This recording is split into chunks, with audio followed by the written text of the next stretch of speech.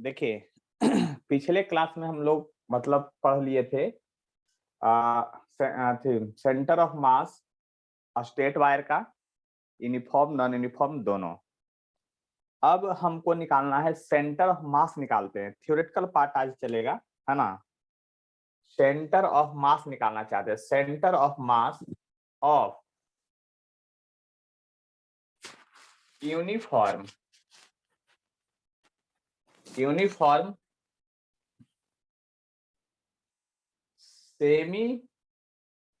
Circular, uniform semi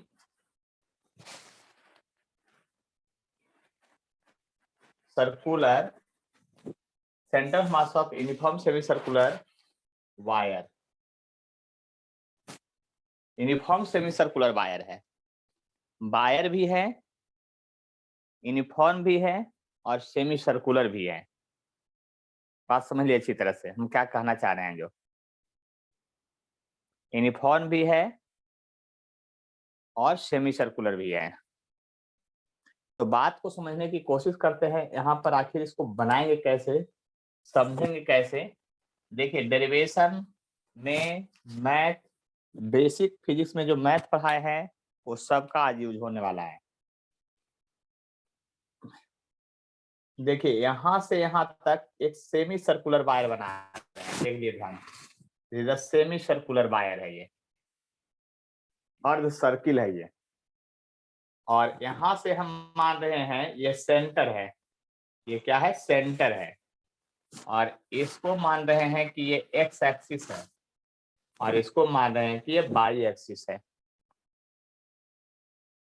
सारा term और condition को बात समझ ली अच्छी तरह से, हम क्या कहना चाह रहे हैं जो। ठीक है, यहां पर जो है आपका सेंटर ऑफ मास कहाँ होगा। तो देखिए अब ये पार्टिकल के रूप में डिवाइड कीजिएगा। ये देखिए वायर ऐसा है, मतलब कहने का मतलब ये इस तरह का शेप का है। ये मटेरियल सिर्फ यहाँ है, बीच में खाली जगह है, एम्प्टी स्पेस है, सिर्फ वायर है सेमी सर्कुलर। इसका सेंटर ऑफ मास कैसे निकालेंगे वो समझने की कोशिश करते हैं। तो इसको भी बहुत सारे पीस में डिवाइड करेंगे। First we divide the wire into many small pieces. One such piece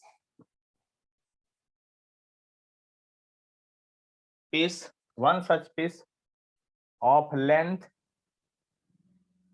आपकी बार जानबूझ के डी आर मान लेते हैं क्योंकि पिछले क्लास में डीएक्स डीएक्स मान रहे थे।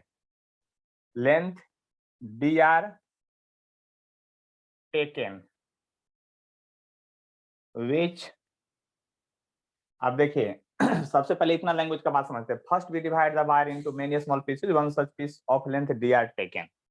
देखिए ध्यान समझिएगा, इस वायर को बहुत सारे पीस में डिवाइड की। ये वायर है, इसका एक छोटा सा पीस ले रहे हैं। तो छोटा सा पीस लेंगे तो आपको दिखबे नहीं करेगा बोर्ड से, मोबाइल में। तो जानबूझ के हम बड़ा पीस ले रहे हैं, मतलब ये इतना बड़ा। लेकिन ये जो पीस ले रहे हैं ना, ये आप ये समझिए कि सुई के नोक के बराबर है, ऐसा समझिएगा।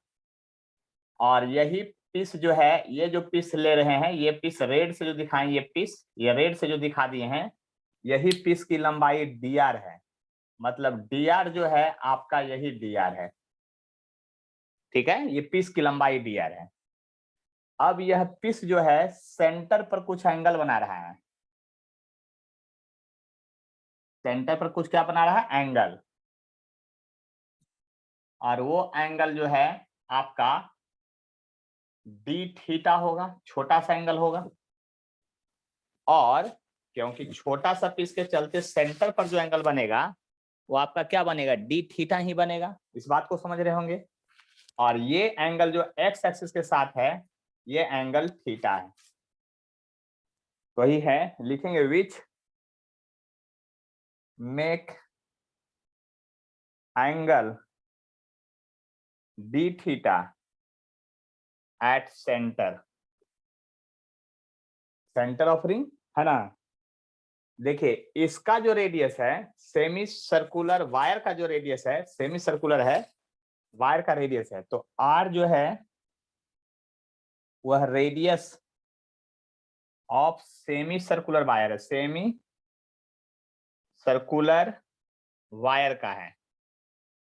एम जो है वह मास है ऑफ सेमी सर्कुलर वायर का। देख लीजिए ध्यान से, हमको निकालना है स्मॉल पीस का मास, है ना। तो mass of small piece, mass of small piece का फॉर्मूला क्या होता है, याद है आप लोग को?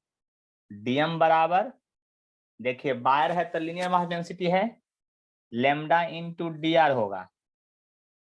देख लीजिए ध्यान से, क्या होगा, लेमडा इंटू डी आर होगा। और यहाँ डीएम जो होगा लेमडा इंटू डी आर तो होगा, लेकिन लेमडा का फॉर्मूला यहाँ क्या होगा, मास बटा लेंथ, मास बटा length, total mass of the wire and total length of the wire. तो total length of the wire क्या होगा भाई? तो देखिए अगर आप लोग छठा सतमा से मैथ पढ़ रहे होंगे तो जरूर समझ में आ जाएगा। इसकी लंबाई पाई आर होता है, इसकी लंबाई कितना होता है, पाई आर, और टोटल होता है 2 पाई आर। तो हम तो लिखेंगे पाई और कैपिटल आर, आर से radius of semi circular wire माना हुआ है, और इनटू डी आर, ये स्मॉल पीस का मास। इसलिए अब यूनिटी मेथड नहीं लगाएंगे, क्योंकि यूनिटी मेथड से लैंग्वेज 3-4 लाइन बढ़ जाता है, तो डायरेक्ट फार्मूला का यूज होता है। इस बात को आप समझ लीजिए अच्छी तरह से, हम क्या कहना चाह रहे हैं। एम बटा पाई आर इंटू क्या हो गया आपका, डी आर हो गया। देखिए मेरी बात को अच्छी तरह से समझ लीजिए, हम क्या कहना चाह रहे हैं। अब यहां से हमको इसका एक्स कोऑर्डिनेट निकालना है। पहले x coordinate of small piece क्या होगा और y coordinate of small piece क्या होगा। तो यहाँ अब वेक्टर यूज होगा, बोले ना पूरे तरह का बेसिक मैथ यहाँ यूज होने वाला है आज। यहाँ का वेक्टर लीजिएगा तो परपेंडिकुलर जो डालिएगा तो ये एक्स कहलाएगा, ये एक्स कंपोनेंट कहलाएगा। यानी हम x coordinate of small piece निकालना चाहते हैं। X coordinate, x coordinate of small piece, x coordinate of small piece क्या होगा, तो जिधर से एंगल सट जाता है उधर कॉस कंपोनेंट होता है, ये बात पता है आपको लोग को। तो आर कॉस थीटा हो जाएगा, देख लीजिए ध्यान से। तो देखिए एक्स सीएम पहले निकाल लेते हैं, तब वाई सीएम की बात करेंगे, पहले एक्स सीएम निकाल लेते हैं। तो एक्स सीएम बराबर क्या होगा अब आपका, देखिए यहाँ इंटीग्रेशन वाला रूल लगेगा भाई, क्योंकि छोटा छोटा पीस में डिवाइड किए हैं। तो देखिए ये यूनिफॉर्म वायर है, तो 1/m रहने दीजिए अंदर बाहर, और डीएम इंटू एक्स का इंटीग्रेशन कीजिएगा। देखिए ध्यान से, यूनिफॉर्म में 1/m डीएम इंटू एक्स का इंटीग्रेशन होगा। इंटीग्रेशन ऑफ डीएम नहीं लेते हम लोग, डीएम इंटू एक्स लेते हैं। एक्स कोऑर्डिनेट है तो एक्स लेंगे, और एक्स कोऑर्डिनेट का वैल्यू देखिए आप निकाले हैं आर कॉस थीटा, और डीएम का वैल्यू यहाँ पर पता है हमको, तो सब लिखते हैं यहाँ पर। तो एक्स सीएम बराबर लिखाएगा क्या क्या वो समझ लीजिए। 1/m तो है, ये है, इंटीग्रेशन के अंदर चलते हैं, m बाई पाई आर होगा, m by pi r into d r होगा, और x के बदले r cos थीटा लिखाएगा, कैपिटल R cos थीटा।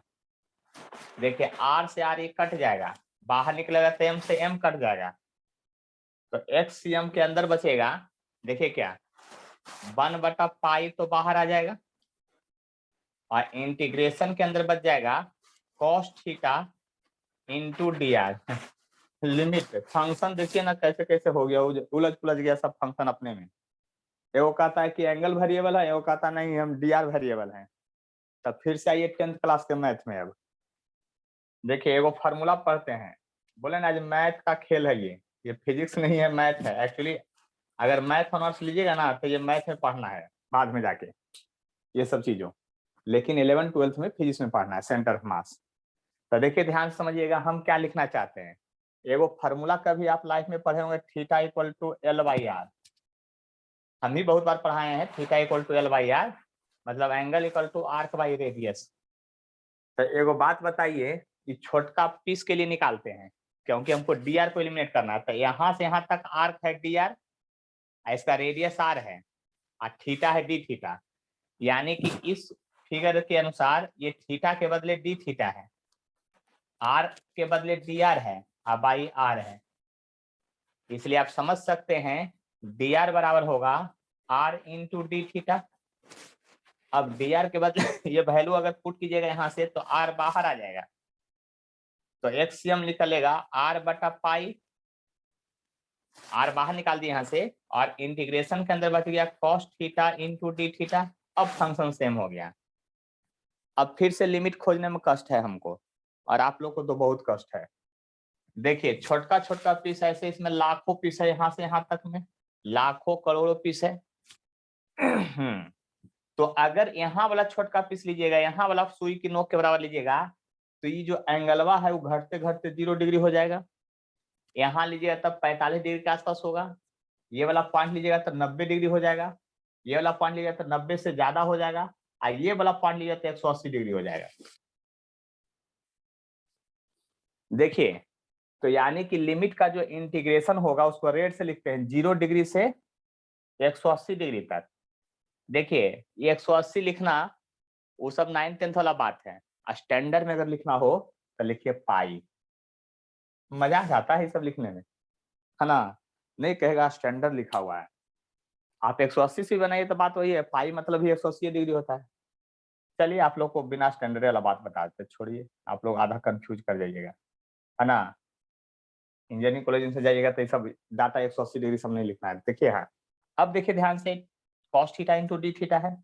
अब इसको इंटीग्रेट कीजिएगा तो एक्सियम आ जाएगा आपका, r बटा पाई तो रहेगा ही, इंटीग्रेशन होता है cos का प्लस साइन थीटा, और लिमिट जो है 0 से 180 डिग्री है। अब देखिए एक्सियम लिखिएगा तो आपको आ जाएगा r बटा पाई आ जाएगा, और साइन 180 डिग्री लिखिएगा और माइनस साइन 0 डिग्री लिखिएगा, ऐसे लिखिएगा। ये बात आपको पता है, आपको ये भी पता है साइन 180 का वैल्यू 0 होता है, साइन 0 का भी वैल्यू 0 होता है। तो एक्स कोऑर्डिनेट जो आ गया r बटा पाई हो गया, और 0 माइनस 0 इक्वल टू 0। सारा मेहनत बेकार है। यानी एक्स कोऑर्डिनेट 0 आने का मतलब जानते हैं, एक्स कोऑर्डिनेट का सेंटर ऑफ मास यही ओरिजिन पर है, क्योंकि यहाँ से स्टडी कर रहे थे हम। देखिए हमको पता है कुछ लोगों को तो बहुत कष्ट रहा होगा, है ना, लेकिन फिर भी अगर पूछेंगे तो जरूर हम बताएंगे आपको, पूछ सकते हैं। देखिए आप लोग बहुत समझदार हैं, हम एक्स कोऑर्डिनेट वहां निकाले थे, तो अब लिखेंगे y coordinate, y coordinate of a small piece, y coordinate of क्या, a small piece. Y coordinate of a small piece निकालना चाहते हैं कि क्या होगा। तो देखिए y coordinate of small piece निकालिएगा तो इक्वल टू क्या होगा भाई, जिधर से एंगल सटा था कॉस था, जिधर से नहीं एंगल सटा है, ये बाई कोऑर्डिनेट है, बाई एक्सिस के लॉन्ग है, तो आर साइन थीटा होता है। ये तो बात पते है। अगर आप उसी तरह से जैसे एक्स सीएम निकाले थे उसी तरह से अगर बाई सीएम निकालते हैं तो लिखेंगे 1/m और dm इंटू बाई लिखेंगे, बाई सीएम निकालेंगे तो 1/m dm इंटू बाई लिखेंगे, क्योंकि फॉर्मूला यही था। अब 22 लिखेंगे तो देखिए ध्यान से 1/m तो रहबे करेगा, dm का वैल्यू पुट करते हैं, तो dm का वैल्यू क्या था, यहाँ देखिए अभी पुट किया हो, यही dm का वैल्यू था ये वाला पार्ट। तो लिखेंगे m/πr इंटू डी आर, और बाई के बदले क्या लिखेंगे, अब वहां r साइन थीटा लिखाएगा, cos मतलब कि 22m और xm निकालने में सिर्फ इतना अंतर है, ये साइन है ये cos है, तो यहाँ साइन आ गया है, देख लीजिए यानी कट करके तब तो 22 cm बराबर वही रह जाएगा, कौन, यही वाला रह जाएगा 1/पाई, है ना। देख लीजिए ध्यान से, 1/पाई, और आ जाएगा अब की बार क्या होगा, साइन होगा, केवल साइन इंटू डी होगा। अब ये डी का वैल्यू यहीं से यूज कर लेते हैं, तो 22 cm जो हो जाएगा आपका r/पाई, अगला स्टेप, और इंटीग्रेशन हो जाएगा sine theta into D theta का, फिर से लिमिट वही हो जाएगा, 0 से कितना डिग्री, 180 डिग्री, कितना होगा 180 डिग्री। और आपको पता है कि 22 cm बराबर अब जब लिखेंगे तो r/पाई तो आएगा ही, और साइन का इंटीग्रेशन होता है माइनस कॉस थीटा, और 0 से 180 डिग्री। जरा गौर से अब समझने की कोशिश कीजिएगा, तो यही 22 cm जो हो जाएगा आपका क्या हो जाएगा, r/पाई तो रहेगा हर हाल में, आपको समझ में आ रहा होगा इतना बात, r/पाई तो रहेगा हर हाल में, माइनस साइन बाहर ही निकाल लीजिए, ये वाला माइनस, और अपर लिमिट लिखिए cos 180 डिग्री और माइनस cos 0 डिग्री। देखिए बात समझिएगा तो बहुत आसान है, माइनस r/पाई है, इसका वैल्यू -1 होता है, इसका वैल्यू 1 होता था, ये -2 आ गया, -2 आ गया तो इधर जाकर +2 हो जाएगा, यानी 22 cm हो गया 2r/पाई। इसका मतलब centre of mass of semi circular wire जो होगा, मतलब समझ लीजिए, पहले इतना बात समझ में आ गया, तो देखिए अब बाई कोऑर्डिनेट का जो सेंटर ऑफ मास आया था 0 आया था, सॉरी x का, और बाई का आया 2r/पाई, मतलब सेंटर ऑफ मास जो होगा इस पोजीशन पर कहीं होगा, ये वर्टिकल वायर पर 2r/पाई पोजीशन पर होगा, ये सेंटर ऑफ पोजीशन होगा। यानी कि सेंटर ऑफ मास का जो पोजीशन होगा आपका इस क्वेश्चन के अनुसार ये होगा COM, और यहां से यहां तक का जो दूरी होगा वो 2r/पाई होगा। क्या होगा, यहां से यहां तक का जो दूरी होगा वही 2r/पाई होगा। यानी बात समझने का कोशिश कीजिए, हम क्या कहना चाह रहे हैं और क्या आपको समझाना चाह रहे हैं। ये 2r/पाई होगा यहाँ से यहाँ तक दूरी, क्योंकि x कोऑर्डिनेट 0 था, तो बाई एक्सिस पर है तो ऐसे भी x कोऑर्डिनेट 0 होगा, इसीलिए सेंटर ऑफ मास, मतलब सेमी सर्कुलर वायर अगर ऐसा है, ऐसा आप रखे हुए हैं, तो सेंटर ऑफ मास जो है इसके लाइन पर नहीं होगा, इसके बीच में कहीं होगा बाई एक्सिस के पोजीशन पर, यानी वहां से बांध के उस ऑब्जेक्ट को लगाइए तो हॉरिजॉन्टल हो जाएगा, ऐसे हॉरिजॉन्टल हो जाएगा, अगर उस पोजीशन से बांध के उसको लटकाइएगा तब। देखिए इसका आंसर तो आपको समझ में नहीं आ रहा होगा थोड़ा बहुत, लेकिन पूरा सर्किल का सेंटर ऑफ मास कहाँ होता है, पूरा सर्किल का सेंटर ऑफ मास उसके सेंटर पर होता है। तो देखिए आधा सर्किल, अभी इतना पहले आप लोग समझ गए होंगे, तो एक बार स्क्रीनशॉट लीजिए, है ना, इसको दोबारा नहीं उतारना है, मतलब जहां तक उतारे थे उसके बाद, या नहीं तो रुकिए, पहले स्क्रीनशॉट मत लीजिए, हम इधर वाला मिटा देते हैं, क्योंकि वो तो पहले आप ले चुके हैं स्क्रीनशॉट, है ना। तो देखिए बात को समझिएगा अच्छी तरह से, तो बहुत फायदा होगा। इसको मैं मिटा रहा हूँ सिर्फ, यानी समझ रहे हैं कि इसको क्यों हम मिटा रहे हैं, क्योंकि हमको आंसर को भी समझाना पड़ेगा, आंसर कैसे देगा एग्जाम में, आपसे कैसे पूछेगा, ये सब थ्योरेटिकल डेरिवेशन आपको लर्न करना ही पड़ेगा, ये डेरिवेशन का पार्ट है। इसी तरह से 12th में पार्ट चलता है, जो आप लोग कहते हैं सर 12th में क्या होगा, तो इसी तरह से डेरिवेशन कर करके दिखाएंगे और वही बोर्ड एग्जाम में आएगा। तो लिखेंगे centre of mass of semi circular wire, centre of mass of semi circular wire जो होगा वो आप लिखिएगा कोऑर्डिनेट के हिसाब से 0 और 2r/पाई, ये होगा सेंटर ऑफ मास आपका, समझ लीजिए बात को। Centre of mass of semi circular wire जो होगा 2r/पाई होगा, 0 एंड 2r/पाई, मतलब x कोऑर्डिनेट 0 है और y कोऑर्डिनेट ये है।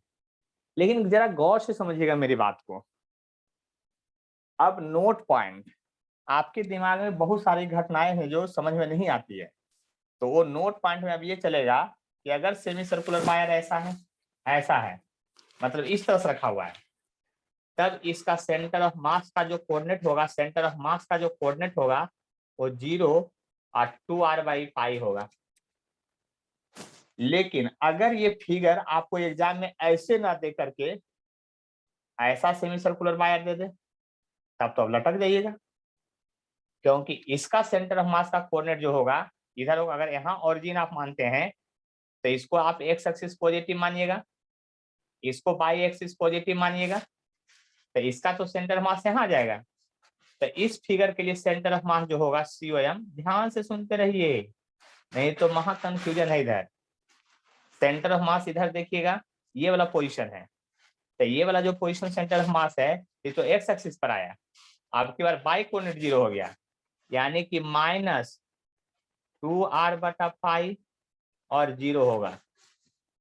देखिए ध्यान से, अगर एग्जाम में ऐसा फिगर दे दे, मतलब फिगर देने के हिसाब से भी सेंटर ऑफ मास का पोजीशन बदल जाएगा। ऐसा दे दे फिगर और तब आप इसको x मानिएगा, इसको अगर y मानते हैं तो सेंटर ऑफ मास का पोजीशन इधर आ जाएगा।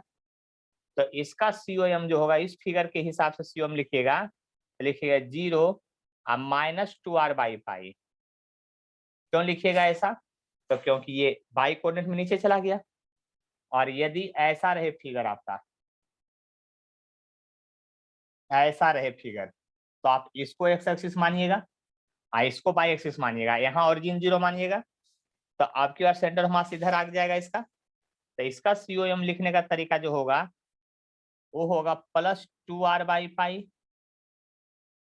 और 0 होगा।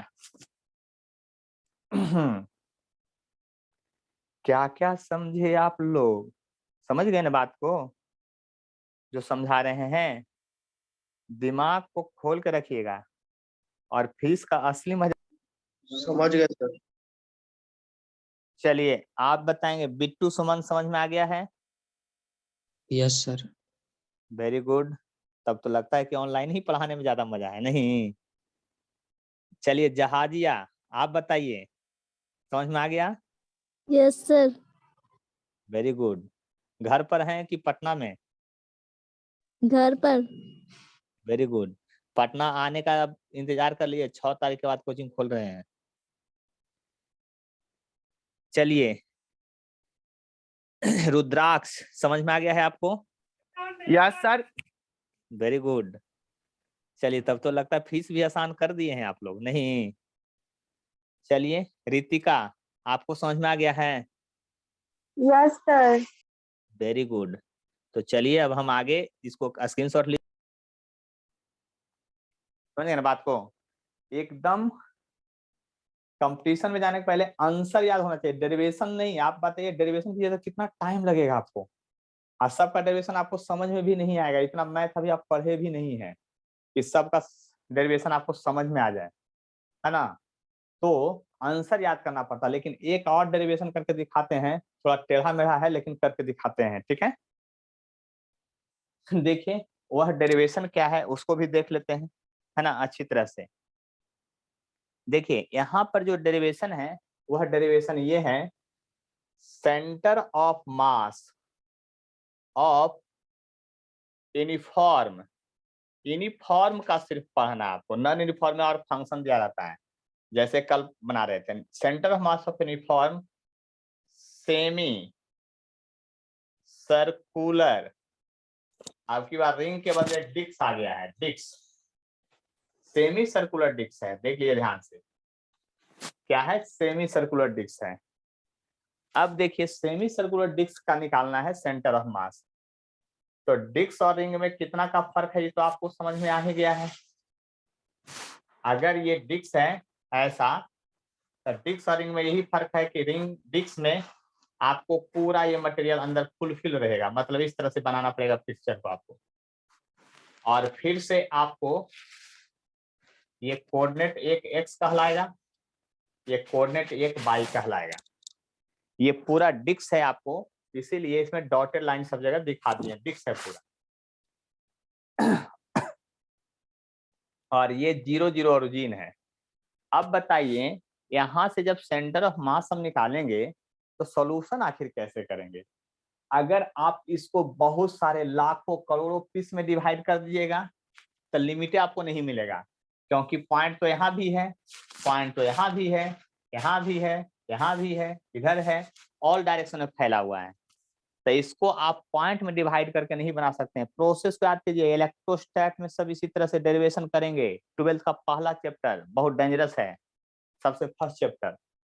एक एक डेरिवेशन सब याद रहेगा तभी उधर समझ में आएगा बात को। बताए थे linear mass density, linear charge density, surface mass density, surface charge density. तो चार्ज के बारे में पढ़ेंगे तो इस पर मास के बदले केवल चार्ज सब जगह बिछा हुआ रहेगा। बायर में जो अभी बताया उसमें सब जगह चार्ज आ जाएगा, केवल डी क्यू डीएम के बदले डी क्यू हो जाएगा। तो टेंशन मत लीजिए, ध्यान से समझिएगा डिस्ट्रीब्यूशन। इसका जब डेरिवेशन करना है तो पॉइंट में आप बदलेंगे तो आंसर नहीं आएगा। तो इसको रोटी बेल करके छोटा छोटा गिलास से कट कर दीजिए, तो देखते हैं रिंग जैसा बनता है। तो इसमें तो सेमी सर्कुलर रिंग बनेगा, तो इसको हम बहुत सारा लाखों करोड़ों सेमी सर्कुलर रिंग बदलेंगे। मतलब यहाँ से वो रिंग बना लेंगे, ऐसे बना लेंगे, काट काट के रिंग बनाते जाएंगे, लाखों करोड़ों पीस रिंग बनाएंगे अब, और उसमें से एक रिंग को कंसीडर करेंगे।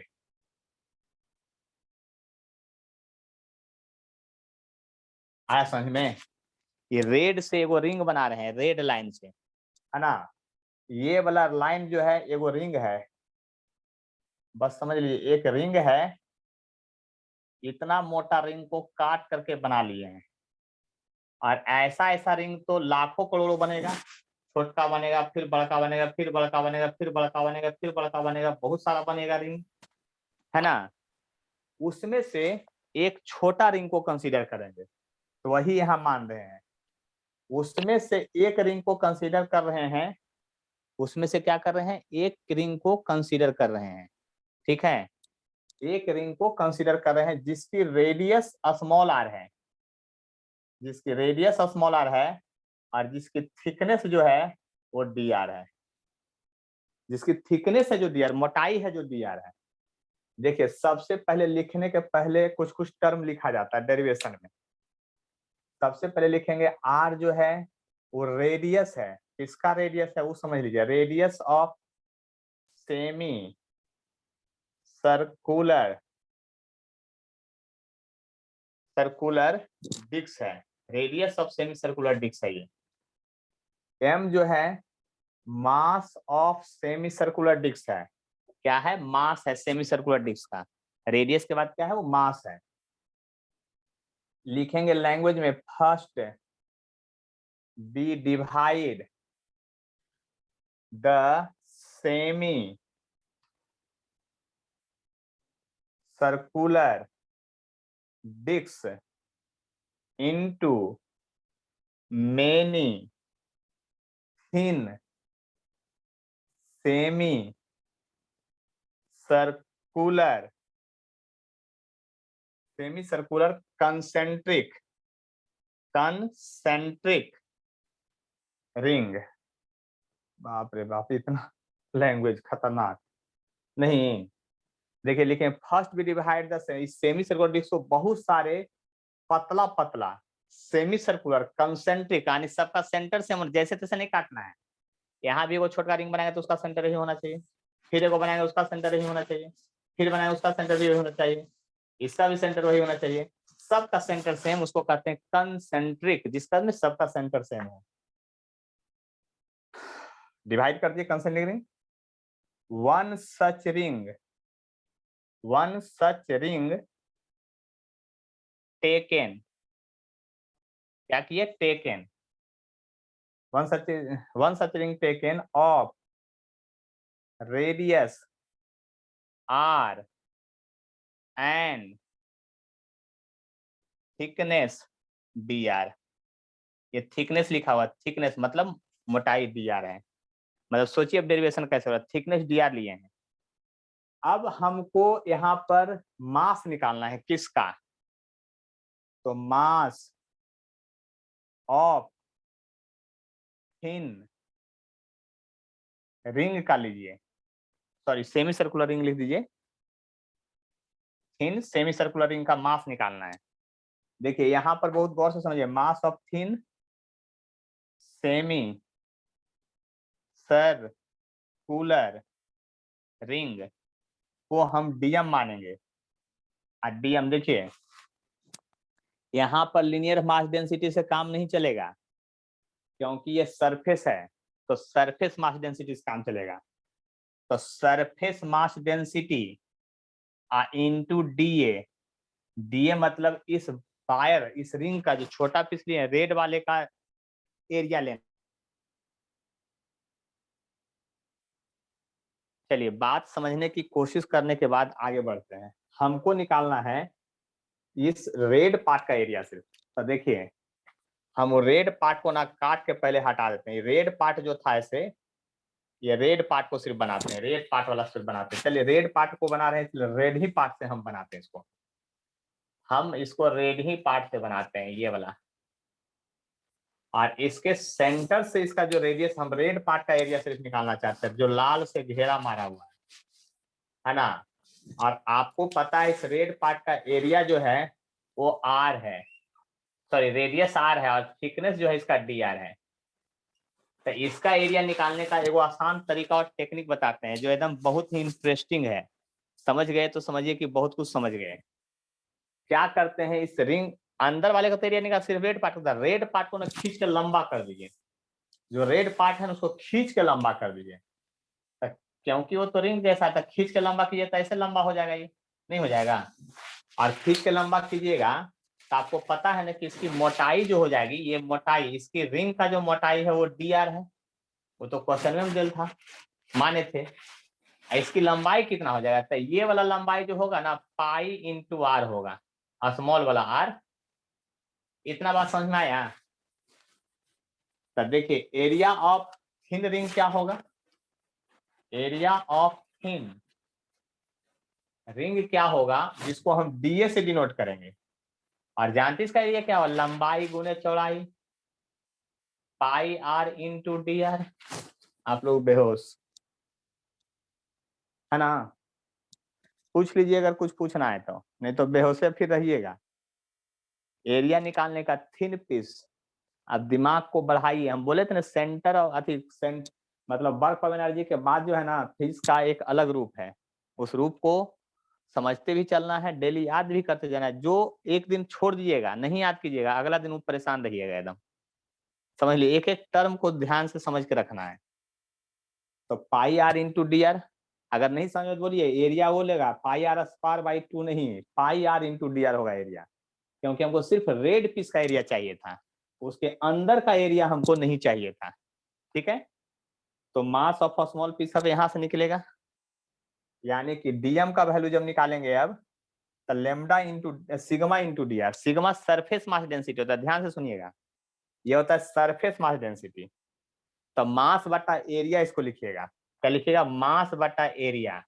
इस सरफेस मास डेंसिटी तो डिस्क का है, डिस्क का मास m माने थे, लेकिन ये डिस्क का एरिया कितना है, सेमी सर्कुलर डिस्क है, तो इसका एरिया होगा पाई आर स्क्वायर बटा 2, क्योंकि इसमें पूरा डिस्क का एरिया लिया है, क्योंकि इसमें पूरा डिस्क का एरिया लिया है, इसलिए m बटा पाई आर स्क्वायर बाई 2 हुआ, इनटू ये स्मॉल एरिया, तब पाई आर इंटू डी आर। तो डीएम पीस का जब मास निकाल लिए हैं तब मजा आएगा। देखिए 2 चला जाएगा ऊपर, ये पाई पाई कट जाएगा, तब आ जाएगा 2m आर डी आर बटा कैपिटल आर स्क्वायर। क्या इंटरेस्टिंग फेनोमेना है ना। ये फिजिक्स की बात को समझने का कोशिश कीजिए, नहीं तो इंजीनियरिंग कॉलेज में जाके ना बहुत दुख भरी कहानी हो जाएगा। देखिए ध्यान से समझिए इस सब बात को।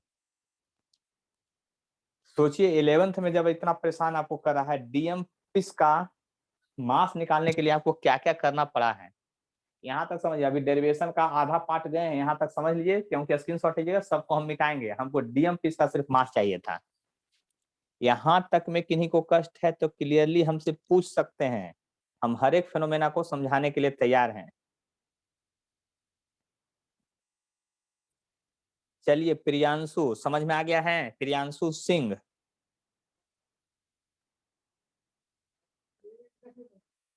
आदित्य राज, समझ में आ गया है, कोई नहीं बोलते हैं, लगता है समझ में नहीं आया है, ये सब सो रहे हैं। अंकित राज, समझ में आ गया है, बिल्कुल नहीं।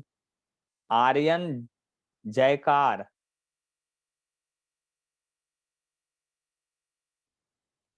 अच्छा चलिए,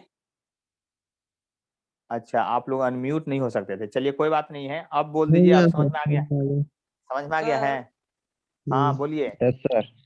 dm equal to pi m by pi r square by 2 कैसे हुआ sir?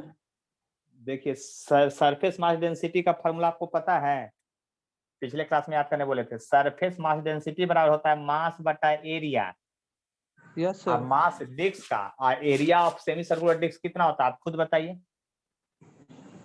Pi r square by 2। तो वही तो लिखे हैं मास बटा एरिया, सिग्मा के बदले लिखे थे। Yes sir. और किन्हीं को कोई कष्ट है तो बोलिए, आराम से बोलिए, टेंशन नहीं लीजिए, क्योंकि डेरिवेशन याद करना पड़ेगा आप ही को खुद, पूरा का पूरा एकदम मजेदार से। चले आगे, चलिए बढ़ते हैं। और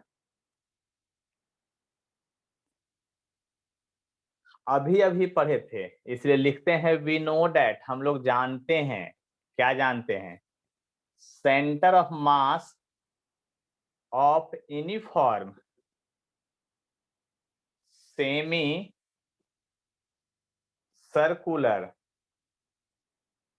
रिंग का जो वैल्यू आप जानते थे 0 और 2r बटा पाई जानते थे, अभी अभी पढ़े थे आप। देखिए आने डिस्क का सेंटर ऑफ मास निकालना हो तो उसके पहले रिंग का सेंटर ऑफ मास आपको याद होना चाहिए। अब देख रहे हैं ना फेनोमेना कहां से कहां पहुंच रहा है। यानी डिस्क का अकेला आप नहीं निकाल सकते हैं कभी, आपको हर हाल में पहले से रिंग का याद होना चाहिए, सेमी सर्कुलर इसका यूज करेंगे।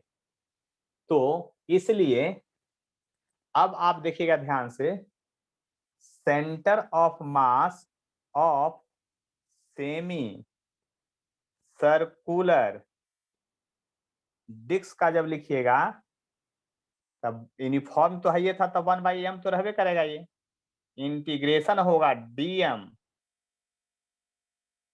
और इंटू RCM। क्या क्या पता चल गया आपको, कुछ नहीं समझ में आ रहा होगा। RCM किसका, रिंग का, रिंग का जो RCM है ना उसको यूज करेंगे यहाँ पर dm इंटू x के बदले, क्योंकि उसका सेंटर ऑफ मास आपको याद होना चाहिए, मतलब 2r बाई पाई यहाँ लिखाएगा, और यहाँ dm और यहाँ 1/m यूनिफॉर्म है। तो अब dm का वैल्यू वहां निकाल के पहले से रखे हुए हैं, और ये वैल्यू पहले से याद होना, यानी रिंग का पहले याद होगा तभी ये डिराइव हो पाएगा। तो लिखेंगे 1/m तो लिखाएगा ही, और डीएम का वैल्यू वहां से लिखते हैं 2mr/dr बाई r स्क्वायर, ये डीएम के बदले वैल्यू लिखाया। और RCM क्या है, 2r बटा पाई है। देख लीजिए ध्यान से, जो कट जाए उसको कटवा दीजिए, और जो नहीं कटे उसको बाहर निकाल लीजिए। तो देखिए m बाहर आके इससे कट जाएगा, ये 2 दूनी 4 जो है बाहर आ जाएगा ऊपर में, divided by r square, pi r square बाहर आ जाएगा। ये देखिए ध्यान समझ लीजिए, m से m कटा केवल, ये पाई r स्क्वायर बाहर आ जाएगा, 2 दूनी 4 बाहर आ जाएगा, अंदर में बच गया r इंटू r, यानी कि r स्क्वायर इंटू dr बच गया। अब लिमिट r जो है यहाँ रेडियस है तो उसका लिमिट खोजिए, तो सबसे छोटका डिस्क का रिंग का रेडियस 0 होगा, और सबसे बाहर वाले रिंग का रेडियस क्या होगा, कैपिटल R के बराबर होगा। कैपिटल R मतलब R है रेडियस ऑफ क्या है, डिस्क है, उसके बराबर हो जाएगा। अब इसको इंटीग्रेट कीजिए, और इसका तो अब जरूरत है नहीं कि स्मॉल पीस का मास यहाँ पुट कर ही दिए हैं, तो इसकी जरूरत तो अब है नहीं हमको, इसलिए इसको मिटा देते हैं। अब जब इंटीग्रेट कीजिएगा तो क्या होगा, 4 बटा पाई r स्क्वायर बाहर है, इंटीग्रेशन में r का पावर 2 + 1 होगा, लिमिट 0 से कैपिटल R होगा, ये 3 बाहर आ जाएगा, 4/3 पाई r स्क्वायर हो गया, इधर ऊपर होगा r का पावर 3 और -0 का पावर 3, तो आ गया यहाँ पर 4/3 पाई r स्क्वायर और इंटू r³, ये तो कट जाएगा, यानी आप लिख सकते हैं centre of mass of semi circular circular uniform disc, uniform disc जो होगा इसका भी बाई कोऑर्डिनेट होगा, जीरो कोऑर्डिनेट तो नहीं होगा, लेकिन बाई कोऑर्डिनेट के हिसाब से निकला तो बाई कोऑर्डिनेट यहाँ लिख लेगा, यानी 4r/3 होगा। ऐसा आंसर याद करना है। और ये आंसर कब होगा? जब डिस्क ऐसे रखा हुआ है तब।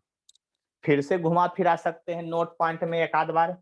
अब की बार तो एक ही बार में मान लिया कि डिस्क जो है अब की बार ऐसे रहे, ऐसा है, और डिस्क ऐसा रहे ऐसे, और ये पूरा डिस्क है, और आप इसको एक्स एक्सिस मान रहे हैं, इसको बाई एक्सिस मान रहे हैं, और इसको ओरिजिन मान रहे हैं। तो इसका सेंटर ऑफ मास कैसे लिखिएगा आप? तो इसका सेंटर ऑफ मास तो इधर आ जाएगा, तो इसका सेंटर ऑफ मास लिखाएगा अब की बार 4r/3 पाई, और यहाँ 0 लिखाएगा। आहा, थक गए हम भी दो ही डेरिवेशन करते करते। अब आप लोग बताइए कि आप लोग को समझ में आया कि नहीं? बता सकते हैं, अनम्यूट होकर के बता सकते हैं, जैसे बोलना है पूछ सकते हैं। देखिए लिमिट का प्रोसेस और फंक्शन तो यही है, देख लीजिए सर बात समझ डीएम लीजिए। बराबर, सर डीएम बराबर एक और बता दीजिए तो क्या था? डीएम बराबर जो है आप स्क्रीनशॉट ले चुके थे, अब यही है, अब हम कहाँ से लाएंगे दोबारा दिखाएंगे आपको। 2mr सर कैसे dy/r। आया, हम थोड़ा सा हट गए थे। हट गए थे तब कहानी खत्म है, वो पहले पूछना चाहिए था। सर बैक हो गया था मोबाइल से ही। ठीक है, तो पीछे रिकॉर्डिंग आज डाल देंगे, उसमें देख लीजिएगा। हम कहाँ करें, उसमें सब समझाए हुए हैं, रिकॉर्डिंग तो डाल ही रहे हैं डेली यूट्यूब पर। देखिए आप लोग देखते हैं यूट्यूब को, सब्सक्राइब भी करके रखिए और शेयर भी कर दीजिए, मन करे तब, है ना। ऐसे फ्री में पढ़ना नहीं चाहिए किसी को, है ना। देखिए आपको लग रहा हो कि हम अलग कुछ बता रहे हैं, तो आप लोग के पास SC वर्मा बुक होगा, निकालिए पेज नंबर A141, 141 निकालिए पेज नंबर। देखिए 141 जब पेज नंबर निकालिएगा तो उसमें सबसे पहला डेरिवेशन है centre of mass of uniform state disc, देखिए L/2 प्रूफ किए हुए हैं। दूसरा है centre of mass of uniform semi circular wire, है ना, उसका डेरिवेशन किया हुआ है, देख लिए ध्यान से। और देखिए उसका आंसर भी आया है आपको, वही 0 और 2 पाई आर, देखिए आ गया 0 और 2r/पाई आ गया है। फिर देखिए centre of mass of uniform semi circular plate, देखिए प्लेट का यहाँ बनाया हुआ फिगर आपको दिख रहा होगा अच्छे से, है ना, देख लीजिए ये फिगर दिख रहा है। इसका जो आंसर आया है आपका, देखिए यहाँ डिराइव करते हुए आंसर जो लाए हैं अगला पेज पर, वो देखिए यहाँ पर आंसर आया है आपका, देखिए, है ना, कितना दिख रहा है 4r/3 पाई। यानी आप वहां से भी देख सकते हैं और समझ सकते हैं बात को, ठीक है। तो ये डेरिवेशन था, एससी और हम इतना ही डेरिवेशन दिया हुआ है, लेकिन हमको मन करे एससी और का क्वेश्चन बनाने का, है ना, तो मन करेगा तो होमवर्क आपको मिलेगा ही आज हर हाल में। तो होमवर्क जो है आपको, देखिए 14 नंबर क्वेश्चन तक सारा बनाना है, 14 नंबर तक, लेकिन उसमें छोड़ देना है सिर्फ 7 नंबर क्वेश्चन को। 7 नंबर का थ्योरी अभी नहीं पढ़ाए हैं, बाकी सब पढ़ा दिए हैं। और देखिए एगो 11 नंबर प्रॉब्लम आपको दिए हुए हैं एससी वर्मा, इसका क्वेश्चन अभी हम तुरंत बताएंगे, पेज नंबर 160 में है, तुरंत अभी बताएंगे। लेकिन एक बार आप लोग क्वेश्चन पढ़ लीजिए और 2-4 मिनट उसको समझ लीजिए, तब बताते हैं। कोशिश किए होंगे तब तो ज्यादा कष्ट नहीं होगा। देखिए इस फिगर में आपको यूनिफॉर्म प्लेट है, और प्लेट जो बनाया गया है देखिए कैसा बनाया गया, उसको समझ लिए ध्यान से। प्लेट जो है ऐसा बनाया गया है,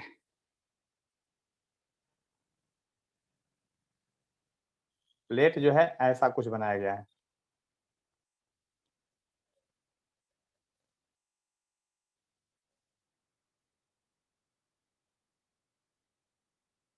ऐसा प्लेट है, देख लीजिए फिगर में। और ये सेंटर है, अंदर वाले का रेडियस R1 है और ये बाहर वाले का रेडियस R2 है, क्या है R2 है। देखिए आपको कहता है सेंटर ऑफ मास इसका निकाल के दिखाना है ओरिजिन से ही, यहीं से आपको सेंटर ऑफ मास निकाल के दिखाना है।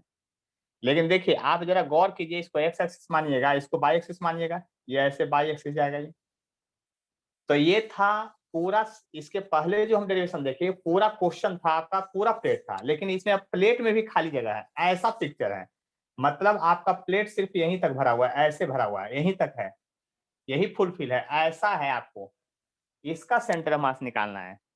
तो इसमें भी लैंग्वेज वही होगा, first B divide the into many thin ring, और एक रिंग को रेड से जो बना रहे हैं वही रिंग है, फिर से वही डिवाइड करेंगे। इसका रेडियस जो है स्मॉल आर आप मानिएगा, और थिकनेस जो है आप डी आर जरूर लीजिएगा। थिकनेस क्या है, आप डी आर जरूर लीजिएगा। इस बात को समझ लिया अच्छी तरह से, आए बस समझ में। देख लीजिए हम कुछ नहीं किए हैं, इसका surface mass density into area, small piece का जो रेड पीस का निकाले थे अभी जस्ट समझाए थे पिछले क्वेश्चन में, उसी के जैसा है। तो सिग्मा यहाँ बदलेगा, m बटा पाई आर स्क्वायर बाई 2 नहीं होगा, m बटा पाई बाई 2 r2 का स्क्वायर माइनस r1 का स्क्वायर, क्योंकि इसका एरिया लेना है। फिर छोटे पीस का एरिया इनटू मल्टीप्लाई करने dm आ गया। अब सेंटर ऑफ मास आप जानते हैं, यानी कि सेंटर ऑफ मास जो होता है छोटका का, वो आपको पता है 2r बटा क्या होता है, पाई होता है। क्या होता है, 2r बटा पाई होता है। तो इसीलिए सेंटर ऑफ मास इस फिगर का, यानी सेंटर ऑफ मास जो होगा आपको निकालना है जिसका, उसका क्या लिखिएगा, इंटीग्रेशन लिखिएगा। 1/m तो पहले बाहर आ जाएगा, और dm इंटू RCM लिखाएगा, क्योंकि डेरिवेशन से डेरिवेशन किया जा रहा है, इसलिए वो ऐसा लिखा रहा है RCM। तो यहाँ 1/m तो रहेगा ही, dm के बदले वैल्यू पुट कीजिए, तो dm के बदले ये वैल्यू पुट होगा 2mr/dr बाई r2 का स्क्वायर माइनस r1 का स्क्वायर, और इनटू RCM का वैल्यू लिखिएगा 2r बटा पाई। तो देखिए क्या क्या बाहर निकलेगा, m बाहर आके कट जाएगा, 2 दूनी 4 बाहर आ जाएगा, देख लीजिए ध्यान से, 2 दूनी 4 बाहर आ जाएगा, आप बटा पाई भी बाहर आ जाएगा, r2 का स्क्वायर r1 का स्क्वायर बाहर आ जाएगा, इंटीग्रेशन के अंदर बच जाएगा r square into d are. Limit कहां से कहां होगा, 0 से r नहीं होगा आपकी बार, क्योंकि सबसे नजदीक वाला पीस जो होगा ये होगा, उसका रेडियस r1 होगा, और सबसे लास्ट वाला का रेडियस क्या होगा, r2 होगा। यानी यहाँ लिमिट का इंटीग्रेशन r1 से r2 चलेगा। अब जब इंटीग्रेट इसको कर ही दीजिएगा तो आपको 4/3 हो जाएगा, सॉरी 4/पाई हो जाएगा, r2 का स्क्वायर माइनस r1 का स्क्वायर हो जाएगा, और इसका इंटीग्रेशन होगा r का पावर 2 + 1 और 2 + 1, और r1 से लेके r2 तक होगा।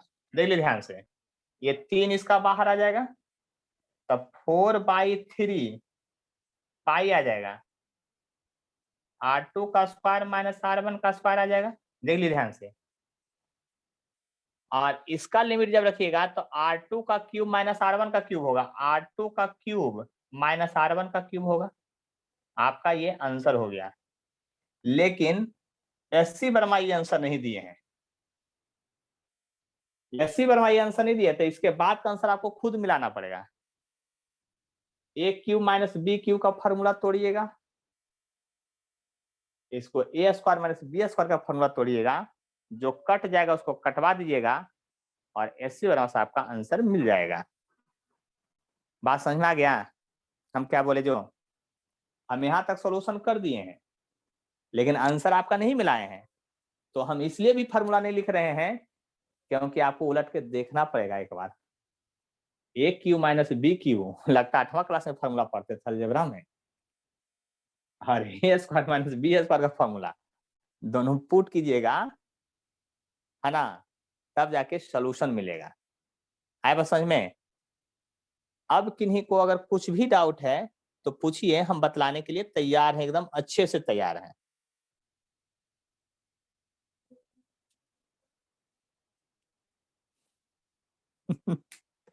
बोलिए बोलिए जल्दी से। अनुकीर्ति, समझ में आ गया बात? देख लीजिए एकदम क्लियर दिख रहा होगा अभी पिक्चर एकदम। Yes sir.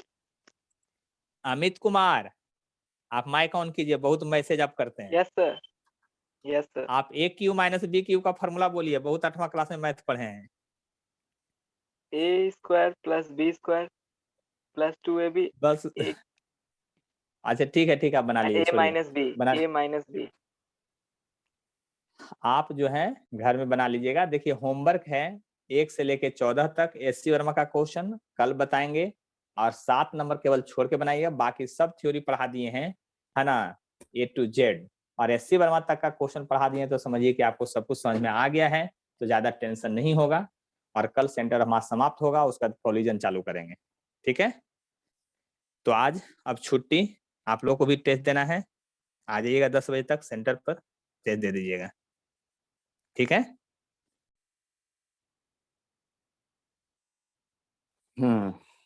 अब सेंटर ऑफ मास समाप्त होने वाला है। चलिए प्रॉब्लम हम बता देते हैं, है ना। देखिए सबसे पहले तो आप लोग जो पूछे हैं उसके अनुसार नहीं बताएंगे, जो पूछना है वो तो पूछे नहीं है, और जो ऐसे ही क्वेश्चन है उसको पूछ दिए हैं।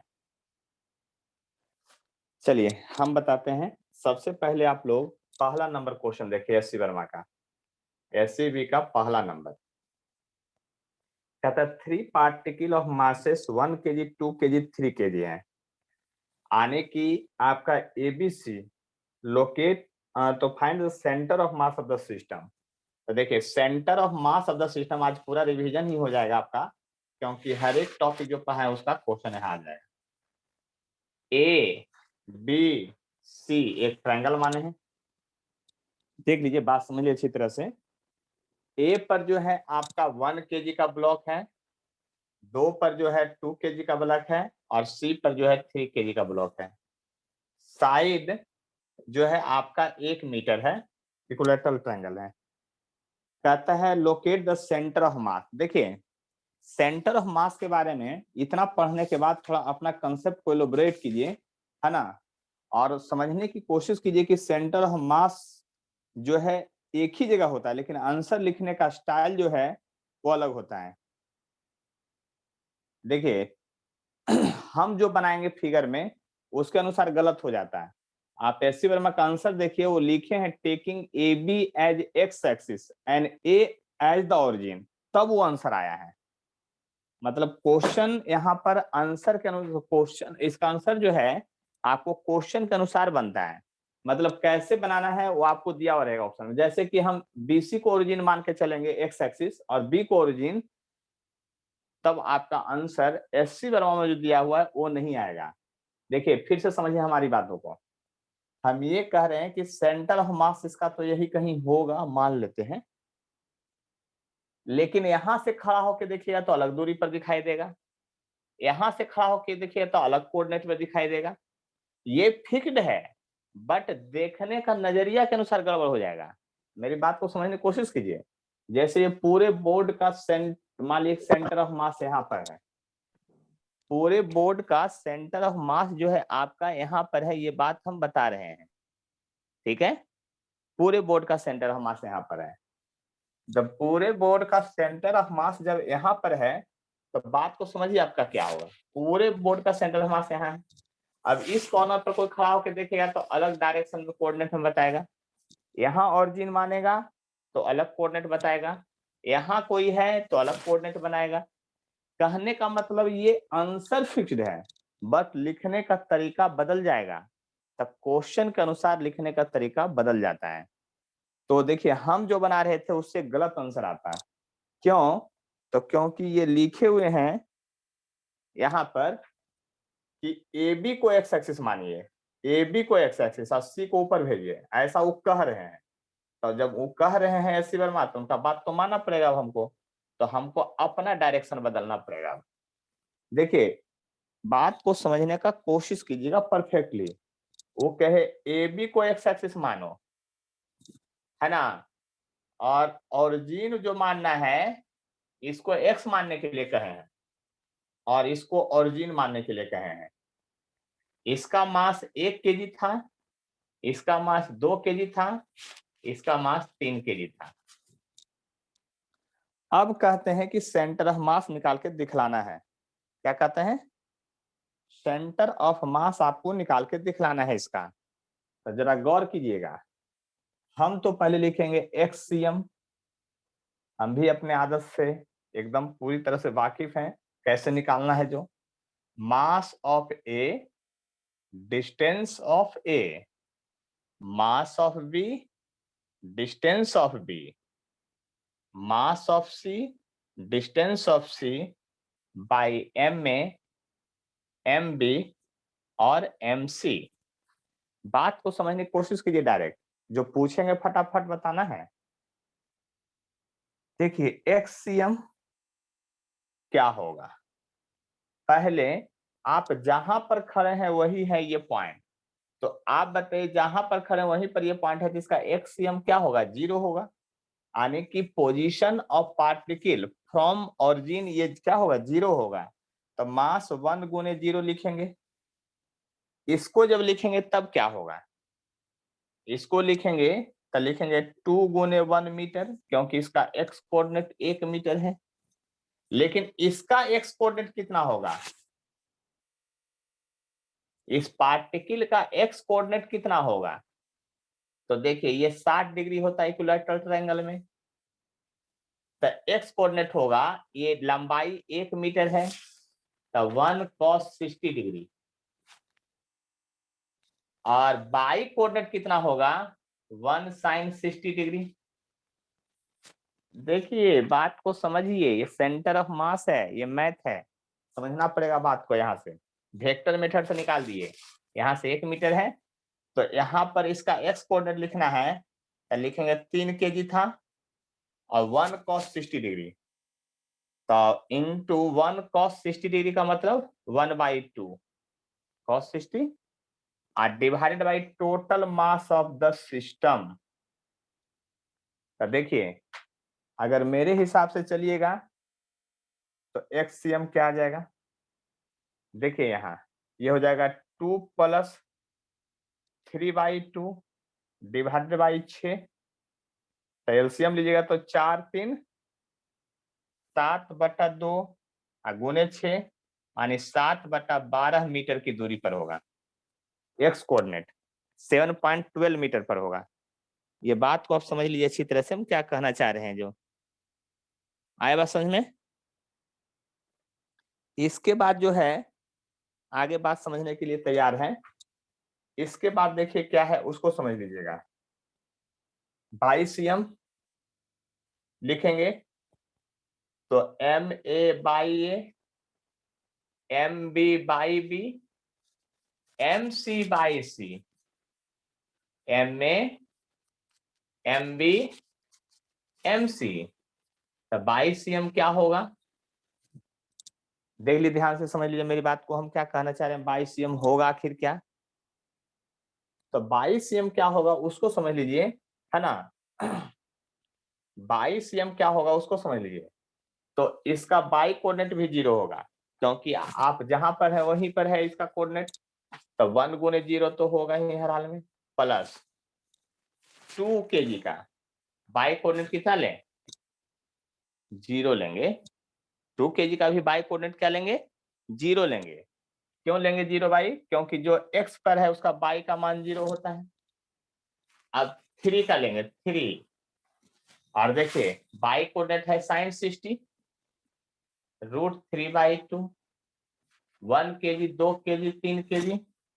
तो 22 cm आ जाएगा 3√3 और बाई 2 गुने 3 6। तो 3√3 हो गया, तो 3 2 जा, अरे √3/4 आ गया। काट करके ये हो गया 1 पॉइंट, या ऐसा ही रहने दीजिए 1.732 और डिवाइड बाई 4। तो आपको अब जो बाई कोऑर्डिनेट लिखना है वो क्या लिखिएगा? Sorry, centre of mass, centre of mass of the system from A point से। पहले बाई कोऑर्डिनेट लिखिएगा तो 7/12 लिखिएगा x, फिर बाई √3/4 लिखिएगा आपका आंसर इतना मीटर हो गया। देखिए इसके बाद अगर किन्हीं को कुछ प्रॉब्लम है तो हमको जरूर बतला सकते हैं। चलिए देखिए यहाँ पर अगर ध्यान से देखिएगा, अच्छी तरह से देखिएगा तो क्या होगा। देख लीजिए, बात समझ लीजिए इसी तरह से। यहाँ पर जब देखेंगे तो आपका वाटर का स्ट्रक्चर दिया है। किसका दिया है? वाटर, पानी का स्ट्रक्चर दिया है। याद रखिएगा, आप लोग केमिस्ट्री में पढ़े होंगे, ऑक्सीजन यहाँ पर बनैले है और ऑक्सीजन पर ऐसे एक मतलब कोऑर्डिनेट ऑरिजिन ऑक्सीजन एटम पर है और एक वो हाइड्रोजन इधर है और एक हाइड्रोजन इधर है। दोनों सेम लाइन में होगा, है ना, दोनों सेम लाइन में होगा ऐसे। ये हाइड्रोजन है, ये हाइड्रोजन है और ये ऑक्सीजन है। हो गया। अब क्वेश्चन में कहता है इसका लंबाई जो है, इसका लेंथ जो है, बॉन्ड एंगल का जो लेंथ है, ये लेंथ जो दिया हुआ है बॉन्ड एंगल का लंबाई, वो 0.96 दिया हुआ है इंटू 10⁻⁻10 दिया हुआ है मीटर में दोनों तरफ। कहता है find centre of mass from centre of oxygen से बताना है। Very good. और आपको 104 डिग्री दिया हुआ है। क्या दिया हुआ है? 104 डिग्री दिया हुआ है। आए बस समझ में, क्या दिया हुआ है? 104 डिग्री आपको दिया हुआ है। तो 104 डिग्री जब दिया हुआ है तो सिमेट्रिकल ही होगा हर हाल में। तो इसको 52 डिग्री कर लीजिए, इसको भी 52 डिग्री कर लीजिए। और आप लोग को पता होगा कि ऑक्सीजन का मास 20 होता है। कितना है? 16। कितना है? 16। हाइड्रोजन का 1 और हाइड्रोजन का भी 1। ये थोड़ी देर लगेगा क्वेश्चन में, केमिस्ट्री इतना तो पढ़ किए होंगे थोड़ा बहुत। तो अगर हम XCM लिखते हैं तो लिखेंगे मास ऑफ हाइड्रोजन, H1 कर देते हैं, और इनटू XCM मतलब X, दोनों हाइड्रोजन है तो थोड़ा सा लिखने का तरीका बदलना पड़ेगा, क्योंकि नहीं तो 1 2 कर देते हैं, सीधा पार्टिकल का नेमिंग कर देते हैं, तब मजा आ जाएगा। ये पहला पार्टिकल मान लीजिए है, ये दूसरा पार्टिकल है, अब मान लीजिए कि यही तीसरा पार्टिकल है। काम खत्म, हाइड्रोजन हाइड्रोजन लिखने की जरूरत खत्म। यहाँ पर ऑक्सीजन है, लिखेंगे M1 X1 M2 X2 M3 X3, नहीं M3 X3 divide by M1 M2 M3। मान लिए तो आसानी से लिखा गया सिंबॉलिक रिप्रेजेंटेशन में। देखिए इस हाइड्रोजन का अगर एक्स कोऑर्डिनेट देखिएगा तो ये है, ये एक्स कोऑर्डिनेट है। इस हाइड्रोजन को अगर देखिएगा तो ये इधर वाला एक्स कोऑर्डिनेट है। ये बात आपको समझ में आ गया होगा। जब इधर वाला एक्स कोऑर्डिनेट है तो ये 52 डिग्री है और इसकी लंबाई इतना है 0.96। इसको ना ऐसा भी लिख सकते हैं, 0.96 एंगस्ट्रॉन भी लिख सकते हैं, एंगस्ट्रॉन में, क्योंकि 10⁻⁻10 मतलब एंगस्ट्रॉन होता है, क्योंकि सॉल्यूशन करते समय कम लिखना पड़ेगा।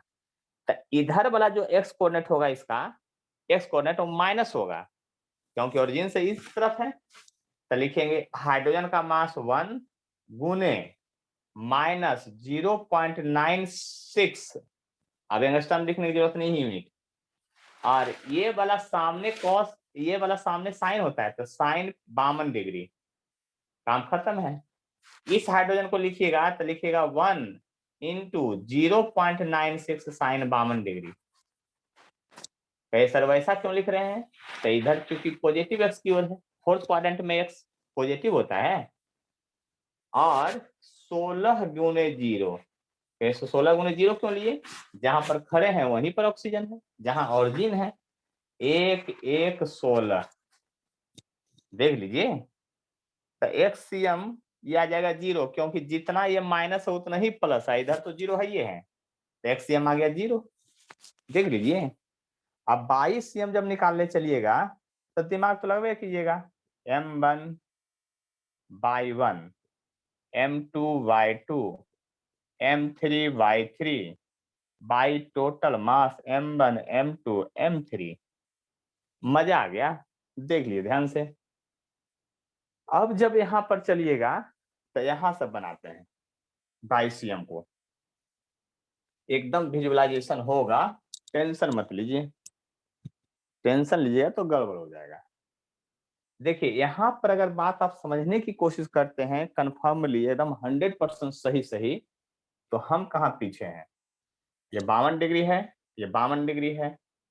तो देखिए 22 सीएम निकालिएगा तो ये 22 सीएम होगा, इसका भी 22 सीएम ये होगा, इसका भी 22 सीएम ये होगा, दोनों निगेटिव होगा।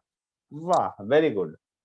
तो ये जो होगा आपको अब समझ में आ गया, जिधर एंगल सटता है उधर कॉस होता है, तो लिखिएगा 1 माइनस पहले ही कर देते हैं, और 1 मास है और 0.96 कॉस 52 डिग्री।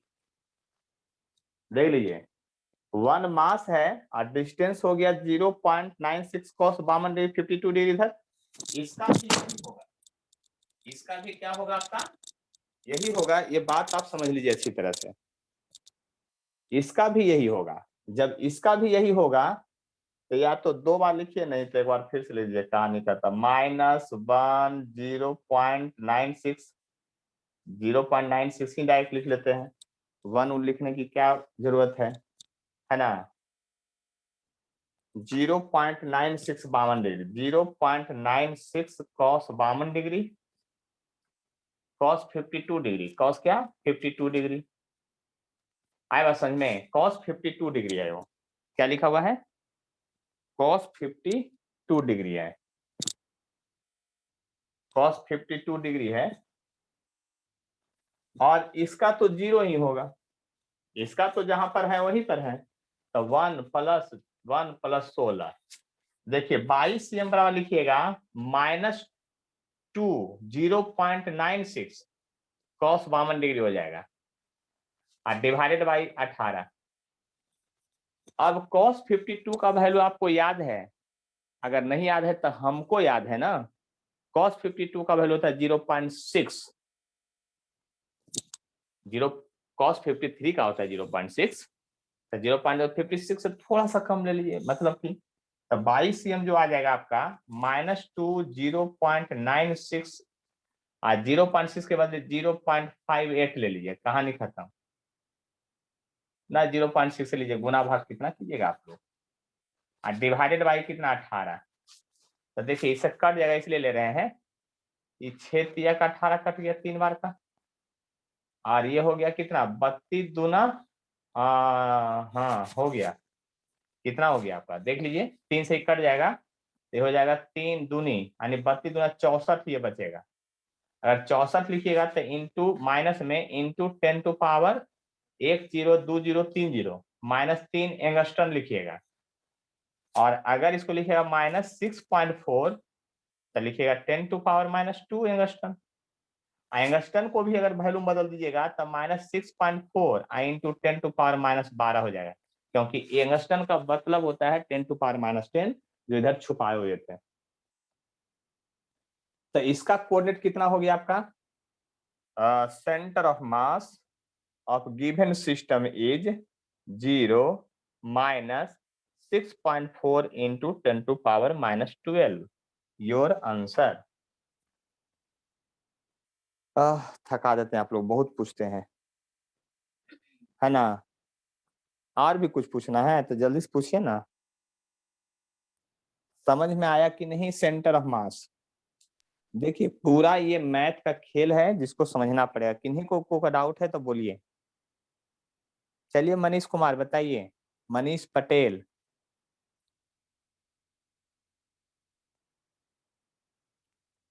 चलिए तो हम ही बताते हैं आगे, है ना, आगे बढ़ते हैं।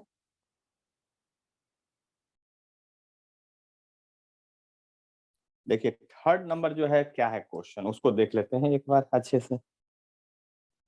तो देखिए तीसरा नंबर जो क्वेश्चन है उसमें एससी वर्मा क्या किया है ना, मजदूर वाला काम करवाए हैं आपसे। क्या, मजदूर वाला। देखिए ये ऐसे कोऑर्डिनेट है, ऐसे आप समझ सकते हैं ध्यान से, और ऐसे है।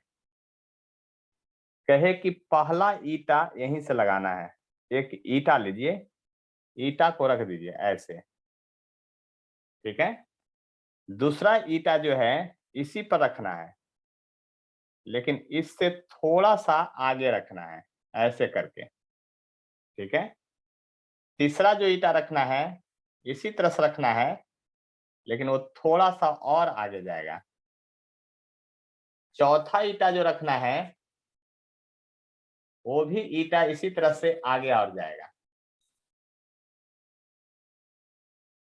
पांचवा ईटा जो रखना है इसके जस्ट पैरेलल रखना है, मतलब ये वाला जो लाइन था और ये वाला लाइन, मतलब अब ऐसे रखना है, ऐसे। छठा ईटा रखना है जो इसके सामने और इसके सामने रखना है, ऐसे रखना है, मतलब ऐसे रखना है। छठा ईटा ऐसे रखना है। सातवां ईटा है जो पहला के पैरेलल रखाएगा, मतलब ऐसे रखाएगा और ऐसे रखाएगा, यानी ये पहला ईटा है, दूसरा ईटा, तीसरा, चौथा, पांचवा, छठा और सातवां। 7 वो ईटा को इस तरह से अरेंज करना है। आपको बात समझ में आया हम क्या बोले हैं? 7 ईटा को इस तरह से अरेंज करना है। सातों का सेंटर ऑफ मास तो होगा। अब सारा ईटा यूनिफॉर्म है तो इसका सेंटर ऑफ मास यहां पर होगा। सब रेड से सेंटर ऑफ मास दिखाने जा रहे हैं। इसका सेंटर ऑफ मास यहां होगा, इसका सेंटर ऑफ मास यहां होगा, इसका सेंटर ऑफ मास यहां होगा, लेकिन ई ईटा का सेंटर ऑफ मास यहां होगा, इस ईटे का सेंटर ऑफ मास यहां होगा, इस ईटे का सेंटर ऑफ मास यहां होगा। मतलब सेंटर ऑफ मास का लाइन जो है इस तरह से शायद कुछ शेप बना रहा है, सबका सेंटर ऑफ मास ऐसे देखिए, इस तरह से सेंटर ऑफ मास बना रहा है सबका।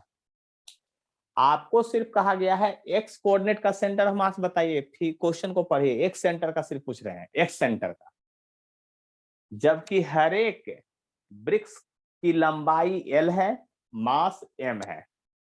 मतलब अब इस ब्रिक को मत समझिए, आप सोचिए कि एगो पहला पॉइंट यहाँ है, दूसरा पॉइंट यहाँ है, तीसरा पॉइंट यहाँ है, चौथा पॉइंट यहाँ है। तो इसका मास तो M होगा, लेकिन इसका एक्स कोऑर्डिनेट क्या होगा? तो यहां से जब मेजरमेंट कीजिएगा तो इसका एक्स कोऑर्डिनेट L/2 होगा, और बाई कोऑर्डिनेट तो लेना ही नहीं, एक्स कोऑर्डिनेट की सिर्फ बात किए हैं। मतलब ओरिजिन से अगर ये L दूरी है तो इसका एक्स कोऑर्डिनेट L/2 होगा। और कितना से हर एक ईटा आगे निकला हुआ है? L/10 से। तो इसका मतलब जब ये L/10 से आगे निकल गया तो इसका सेंटर ऑफ मासो तो L/10 से आगे घसक गया होगा। तो इस पॉइंट का एक्स कोऑर्डिनेट जो होगा, इस पॉइंट का जो एक्स कोऑर्डिनेट होगा L/2 होगा, आप प्लस L/10 होगा। इस पॉइंट का जो एक्स कोऑर्डिनेट होगा वो L/2 होगा प्लस 2 बार L/10, L/10 2 बार निकला होगा, 2 गुने L/10 आया होगा। इसका सेंटर ऑफ मास एक्स में कितना दूरी पर गया होगा? तो L/2 और 3L/10 गया होगा। और जो इसका centre of mass x coordinate होगा वो भी इसका होगा, वो भी इसका होगा, वो भी इसका होगा। बात को समझने की कोशिश कीजिए अच्छी तरह से, हम क्या कह रहे हैं, है ना? बात को समझिएगा, कहीं कष्ट नहीं होगा। अब अगर एक्सएम ही सिर्फ निकालना है तो मजा आ गया। लिखेंगे हर एक का मास तो सेम है, तो टेंशन क्या लेना है? m इंटू x1, इसका x coordinate m into x2, m into x3, m into x4, m into x5 plus कितना लिखें? 7 वो लिखते लिखते हम ही थक जाएंगे, 7 तक है याद करना है। m m m कितना बार? 7 बार लिखना था। लेकिन जरा गौर कीजिए, जो पहला का सेंटर ऑफ मास है वही 7वां का है, जो तीसरा का है वही छठा का है, सॉरी दूसरा का है जो छठा का है, जो तीसरा का है वो 5वां का है, चौथा केवल अलग है। तो थोड़ा मैथ वाला दिमाग लगाइए ना, काहे को इतना गुना भाग करने के फिर तुले हुए हैं आप लोग। मैथ वाला दिमाग लगा दीजिए। क्या लगा दीजिए भाई कि देखिए सबसे पहले तो m सब जगह से कैंसिल करवा दीजिए, m ले करके, तो नीचे बच जाएगा 7m के बदले ऐसे लिख देते हैं और m कॉमन लेते हैं, आप लोग को ज्यादा कष्ट नहीं देते हैं। x1 जो है और 7 का ये दोनों का सेम है, तो 2 इंटू L/2 लिख लेते हैं, प्लस 2 इंटू इसको जोड़ लीजिए, ये जे परी नहीं तो होगा LCM 10, ये बात पते है आपको, और 2 बचे और तो 6L/10 आ गया, तो 2 इंटू 6L/10 लिख लीजिए, फिर 2 इसको भी जोड़ लीजिए, तो यहां से जब जाइएगा तो LCM आपका 10 एवे करेगा, 5 2 7L/10 हो जाएगा, और ये हो जाएगा 8L/10 हो जाएगा, सेंटर ऑफ मास का एक्स कोऑर्डिनेट एल के टर्म में लिखना है तो 2 गुने 7L/10 हो जाएगा, और यही सब ने दो गो था, ये तो अकेले पड़ गए थे भाई जी, तो 8L/10 हो गया है डायरेक्ट ऐसे, और m से m कट गया, तो देखिए LCM उलसीएम लीजिएगा ना तो बड़ा मजा आ जाएगा। देखिए डायरेक्ट अब हम लिख रहे हैं भाई, 7 तो रहबे करेगा ये, इस सब का LCM नीचे 10 ले लेते हैं, 10 क्या ले लेते हैं 10, तो ये 2 5 10 होगा 5 बार का, तो 5 दूनी 10, तो 10L हो जाएगा, देख लीजिए, और ये 10 तो है ये था, तो 6 दूनी 12L हो जाएगा, 7 दूनी 14 हो जाएगा, और ये हो जाएगा 8L हो जाएगा, जोड़ डाल लीजिए है ना ऊपर, तब 12 10 22 और 14, ऐसे 12 8 20 10 30 और 44 हो गया, मतलब L/10 गुने 7, तो काट दिएगा तो आ जाएगा 22L/35, आपका आंसर हो गया, क्योंकि एक्स कोऑर्डिनेट सिर्फ पूछ रहे थे। देख लीजिए किन्हीं को कोई कष्ट है तो हमसे जरूर शेयर कर सकते हैं अपना कष्ट, हम जरूर आपका कष्ट दूर करेंगे। जो जो पूछे थे डॉली समझ में आ गया, आप क्वेश्चन भेजे थे? Yes sir. एकदम अच्छे से? Yes sir. चलिए, सेंटर ऑफ मास समझ में आया कि नहीं, कि सेंटर ऑफ मास में क्या करना है, सिर्फ मैथ का कैलकुलेशन करना है। और किन्हीं को कुछ पूछना है तब बोलिए। आर्यन समझ में आ गया आपको? यस सर, आ गया। चलिए तब तो कोई बात नहीं, समझ में आ गया तो हम आगे बढ़ ही सकते हैं, है ना। बहुत लोग तो हमको लगता है कि कॉपियों ना बना रहे होंगे, आइएगा ना ऑनलाइन का ऑफलाइन में सब कॉपी चेक करेंगे, यानी तो क्लास में इनके घुसने न देंगे हमें को, वो समझ लीजिए। ऑनलाइन के बाद जब ऑफलाइन में आइएगा तो कॉपी जितना पढ़ाए सब लिखल रहना चाहिए, हमको तो पता है ना क्या क्या बता रहे हैं, जो फेर नहीं रहेगा, पहले कॉपी फेर चेक करेंगे और उसके बाद क्लास में इनकी देंगे। हमसे कहते हैं कि सर पढ़ेबो कीजिए, वीडियो अपलोड कर दीजिए, सब भी कर दीजिए, और आपने एको काम नहीं, ये तो गलत बात है। चलिए चौथा नंबर क्वेश्चन में आते हैं आपका, लगातार क्वेश्चन बता रहे हैं, देख रहे हैं मेरे को ना छोड़ रहे हैं, क्योंकि इसका हर एक क्वेश्चन इंपॉर्टेंट है शिवर वाला ये बुक का, और हर एक क्वेश्चन कहीं ना कहीं एग्जाम में आया हुआ है। कहता है uniform disc of radius r is put over another disc of radius 2r of same thickness and density. तो कहता है क्वेश्चन में आगे perpendicular to periphery of two disc touch is, periphery मतलब समझते हैं? पेरीफेरी मतलब क्या होता है? तब पेरीफेरी मतलब होता है बाहरी सरफेस, पेरीफेरी मतलब होता है बाहरी, ये जैसे ये अगर ये कोई डिस्क है, ऐसे डिस्क है, तो ये वाला सरफेस जो बाहर वाला सरफेस है उसको पेरीफेरी कहते हैं। तो दो गो डिस्क का पेरीफेरी टच कर रहा है, इसका मतलब दो गो डिस्क है, दोनों का पेरीफेरी अलग अलग नहीं है, दोनों का टच कर रहा है। इसका मतलब ये हुआ कि हम इसका जब फिगर बनाएंगे तो दो कलर से बनाएंगे। अब एक जो है ये बड़का डिस्क है ना, बड़का डिस्क हो गया, जिसका रेडियस जो है आपका 2r है, जिसका रेडियस कितना है 2r है। एगो छोटा डिस्क है जिसका रेडियस आर है, इसको ऊपर रख दिए हैं, ये डिस्क है, क्या है ये, डिस्क है। इस छोटे बड़े से डिस्क पर एगो छोटा डिस्क आर रेडियस का रखेंगे और उसका पेरिफेरी कहीं टच कर रहा है, मतलब पेरिफेरी अगर एक जगह टच करेगा तो दूसरा पेरिफेरी उसका सेंटर पर इसका चला जाएगा। मतलब मेरा कहने का मतलब हुआ ये ऐसे रहेगा, ये नहीं, देख लीजिए ध्यान से, पेरिफेरी दोनों का टच कर रहा है, जहां पर पेरिफेरी टच कर रहा है वो समझ लीजिए तो इसका सेंटर ये होगा और इसका रेडियस आर होगा।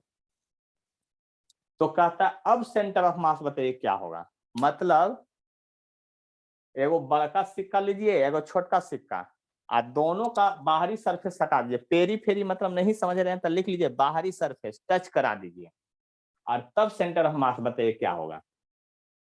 तो देखिए जहां पेरीफेरी टच करें, हम जानबूझ के, हम चाहते तो सीधा भी टच करवाते हैं, जानबूझ के टच करवाते हैं, जहां पेरीफेरी टच करेगा और वहां से सेंटर और इसका सेंटर को मिलाते हुए एक लाइन खींचिएगा और उसी को आप एक्स कोऑर्डिनेट मान लीजिएगा।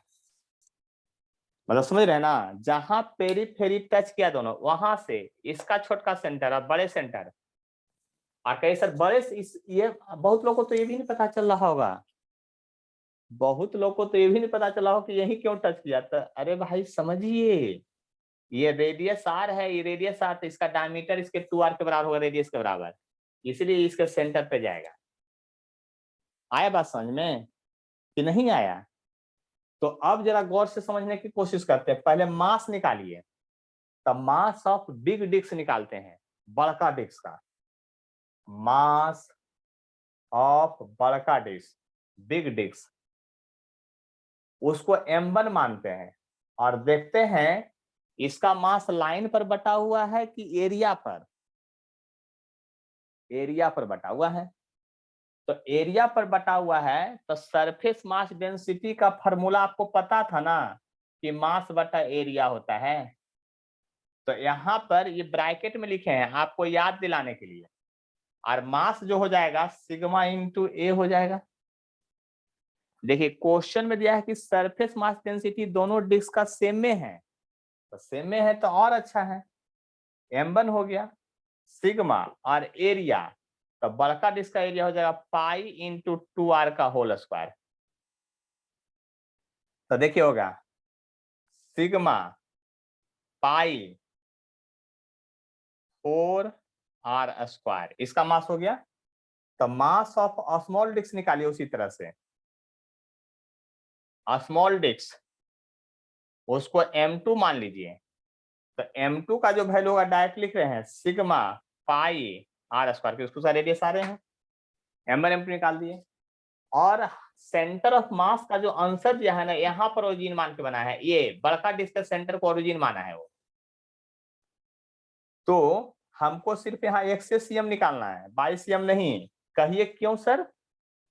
क्योंकि जरा गौर से समझिएगा, इस छोटे डिस्क का सेंटर ऑफ मास ये होगा, तो डिस्क भूल जाइए, आप मान लीजिए कि ये एक पार्टिकल है जिसका मास m2 है, छोटे डिस्क का, और ये सोच लीजिए बड़े डिस्क जो है उसका ये पार्टिकल है जिसका मास m1 है। अब डिस्क को भूल करके सोचिए कि एगो पार्टिकल यहाँ है, एगो पार्टिकल यहाँ है, इस पार्टिकल पर खड़े होकर सेंटर ऑफ मास बना रहे हैं। तो लिखिएगा m1 गुने 0 plus m2 into x2 by m1 plus m2। बात को समझ लीजिए अच्छी तरह से, अब की बार में एकदम क्वेश्चन ही बन के तैयार हो जाएगा सीधा। xcm बराबर लिखिएगा, तब क्या लिखिएगा?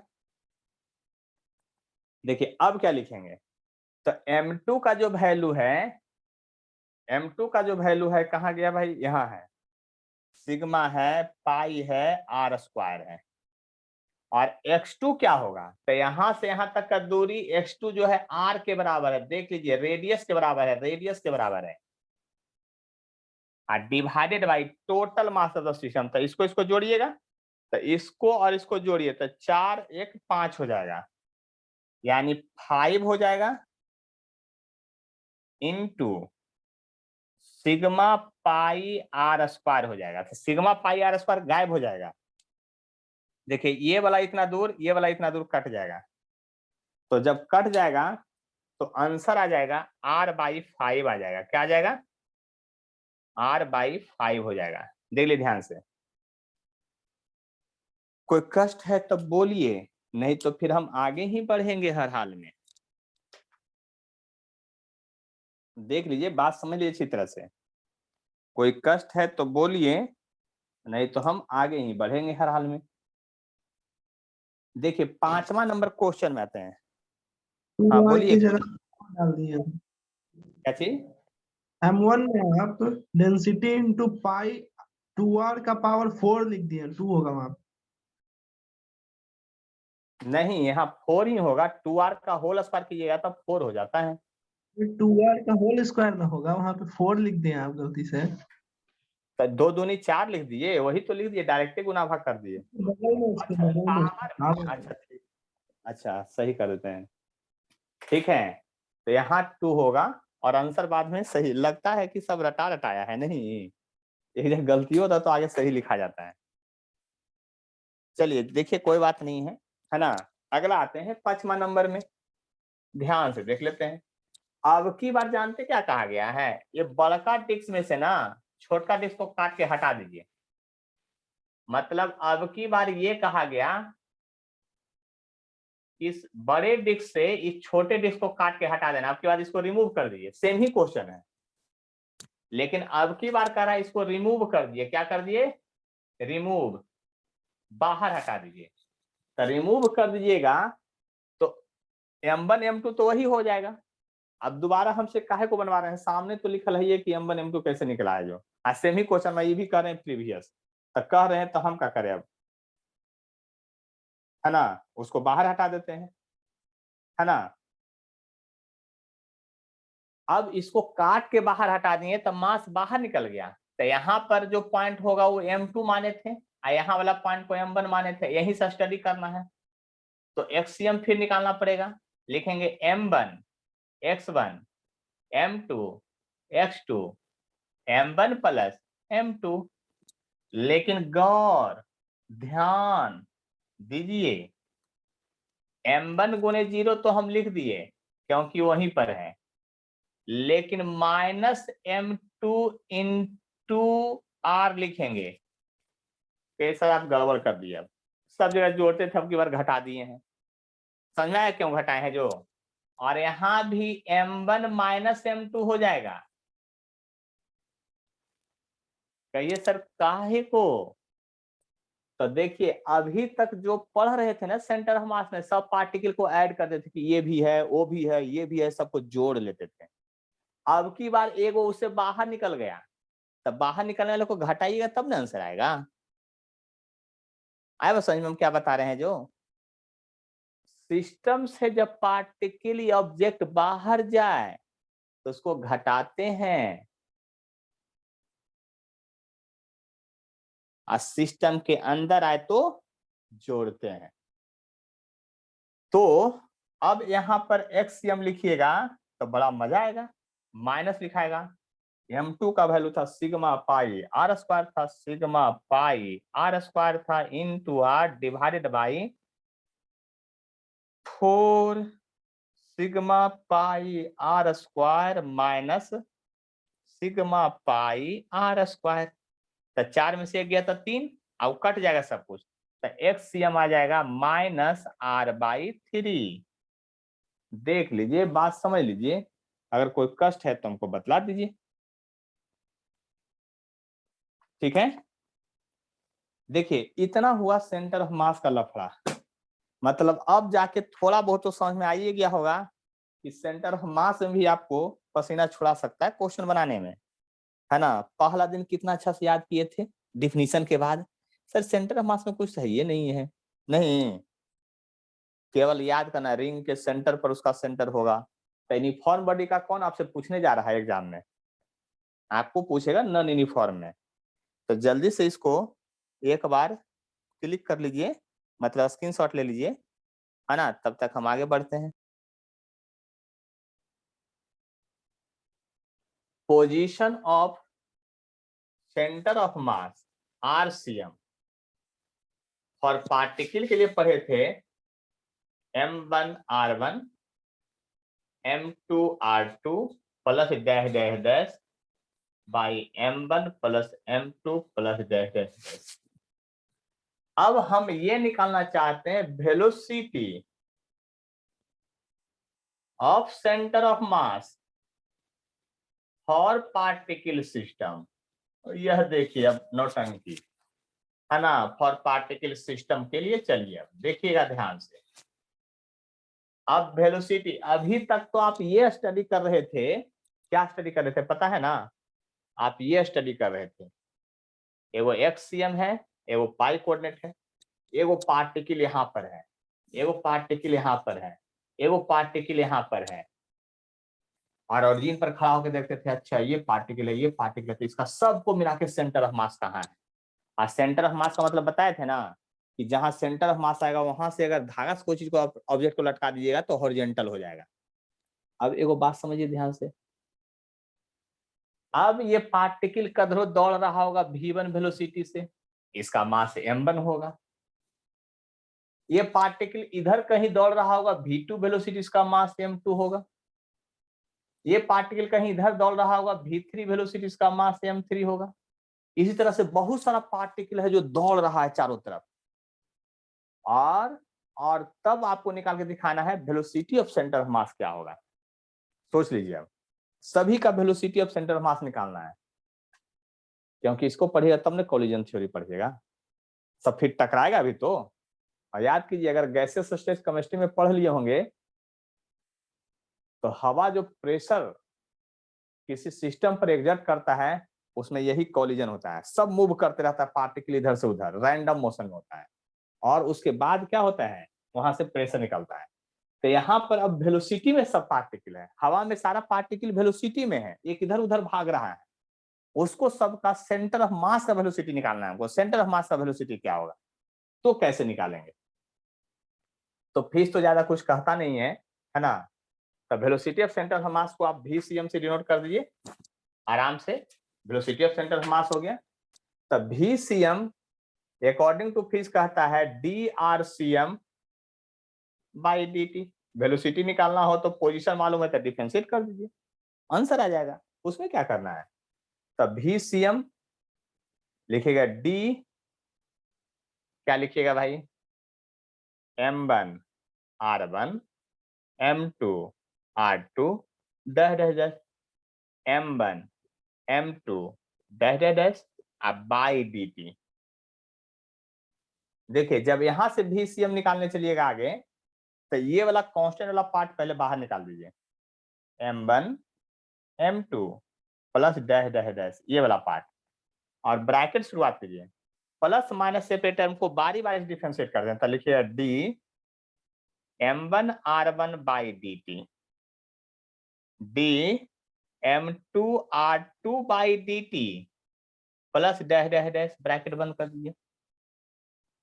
अब आपको पता है यहां से M1 कांस्टेंट बाहर आ जाएगा, dr बाई DT वेलोसिटी हो जाएगा।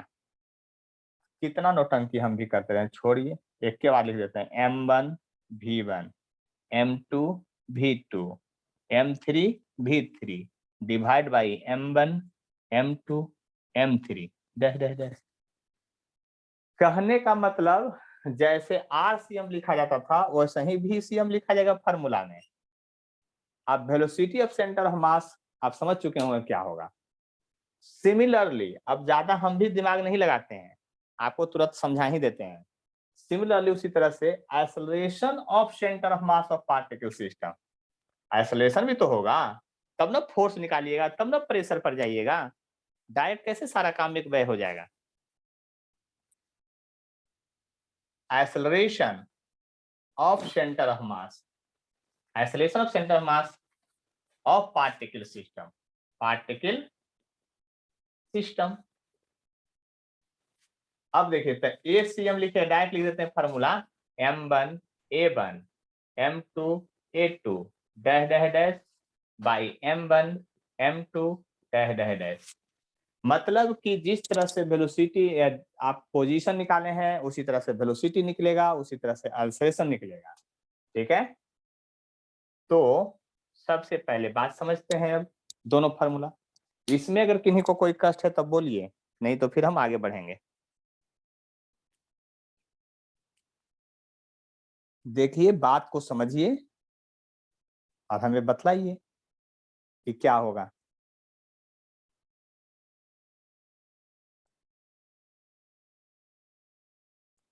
नहीं समझना, कुछ समझ में आ गया है सारा चीज?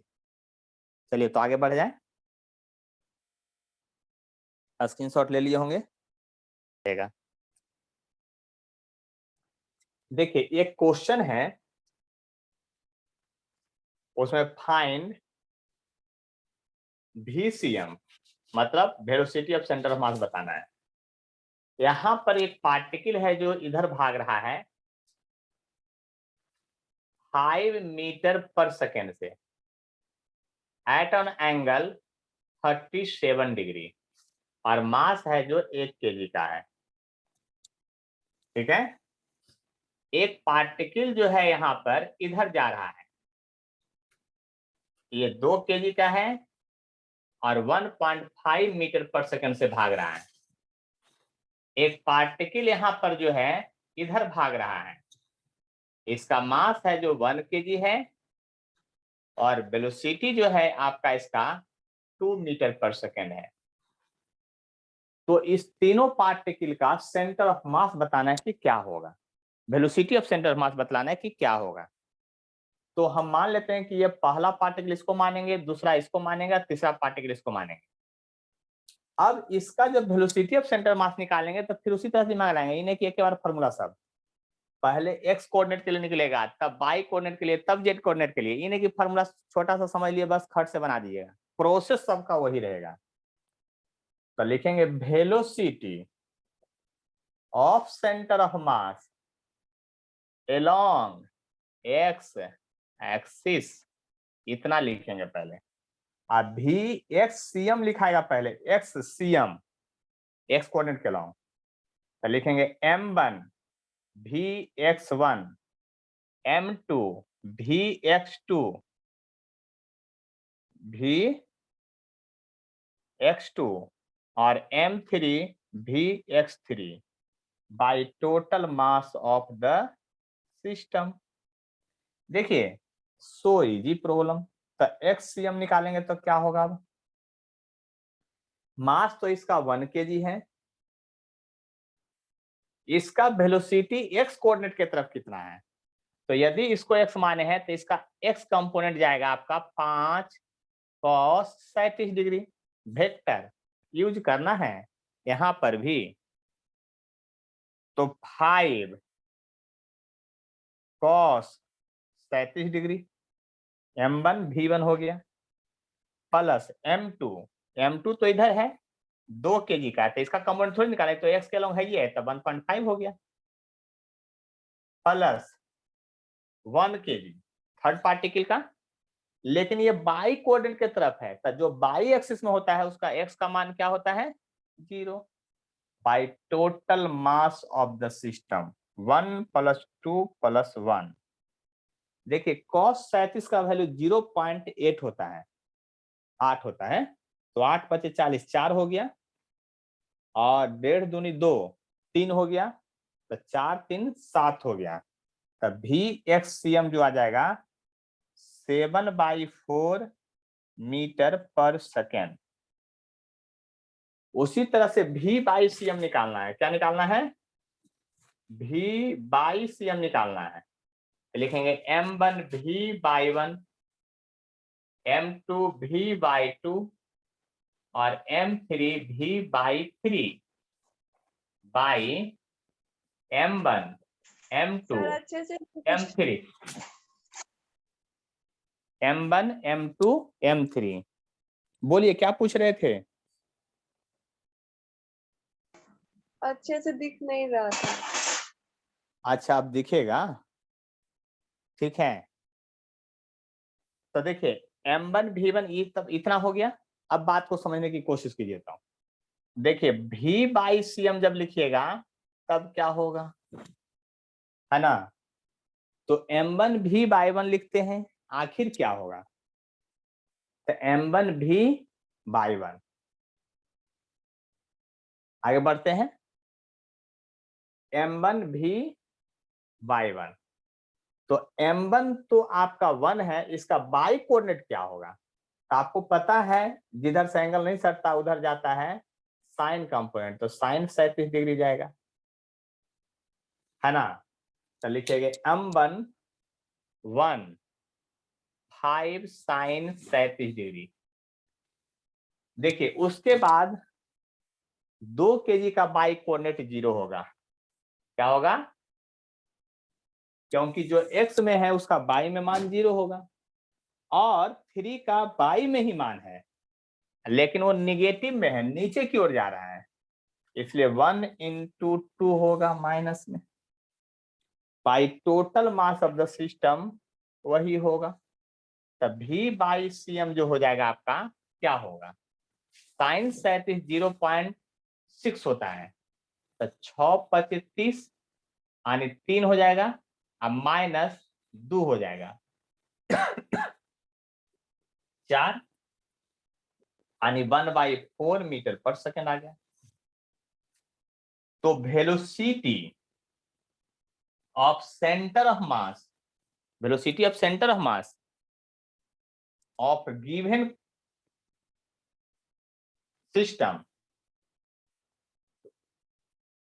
क्या हो गया आपका आंसर लिखिएगा, तो पहले लिखिएगा x कोऑर्डिनेट वाला vxm 7/4 मीटर पर सेकेंड, कॉमा 1/4 मीटर पर सेकेंड। देखिए ये कोऑर्डिनेट में लिखे हैं, जरा गौर कीजिएगा, हो सकता है एग्जाम में ऐसे भी लिखल है ऑप्शन में, ऑप्शन को देखिए कितनी तरह दे सकता है, 7/4i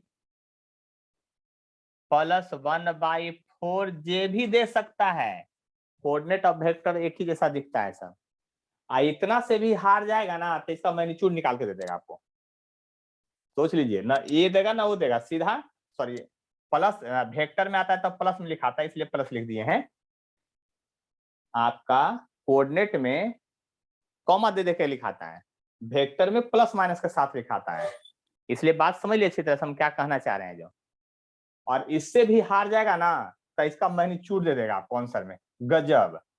तब मैग्नीट्यूड कैसे निकालिएगा, आंसर में ये भी दे सकता, मैग्नीट्यूड वाला सही हो जाएगा, तब मैग्नीट्यूड वाला जब सही होगा तो आपको ये वाला काम करना पड़ेगा, इसका स्क्वायर आप प्लस 1/4 का होल स्क्वायर, इसको सॉल्यूशन कीजिएगा तो आपका वो भी आंसर आ जाएगा।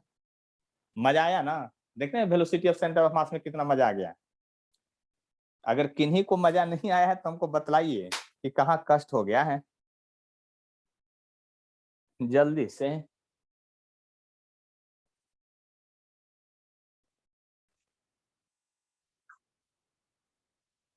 देखिए 10 नंबर क्वेश्चन क्या है उसको समझिए, 10 नंबर क्वेश्चन जो आप पूछे थे।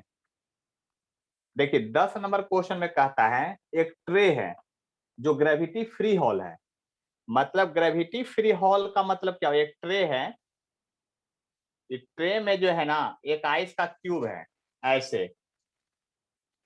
ये आइस का क्यूब है, सेंटर है, ठीक है, इसका लेंथ L है, जो भी लेंथ है ये L है, और आपका इस ट्रे का मास है जो m है, और ग्रेविटी फ्री हॉल में है। ग्रेविटी फ्री हॉल मतलब समझते हैं, ग्रेविटी फ्री हॉल मतलब समझते हैं, ग्रेविटी फ्री हॉल अगर ये मेरा रूम रहता तो जानते कैसा इंटरेस्टिंग होता, हम बुक को यहीं छोड़ते और हाथ हटा लेते, बुक वहीं पर रह जाता। समझ लीजिए ग्रेविटी फ्री हॉल का मतलब क्या होता है, ग्रेविटी फ्री हॉल में पेन ऐसे रखते और जिस एंगल पर छोड़ते वैसे ही रह जाता, ना नीचे आगे पीछे कहीं नहीं जाएगा, उसी को कहते हैं ग्रेविटी फ्री हॉल। तो ग्रेविटी फ्री हॉल में ये सब घटनाएं घटित होती है। तो कहता है जरा ध्यान से देखिएगा,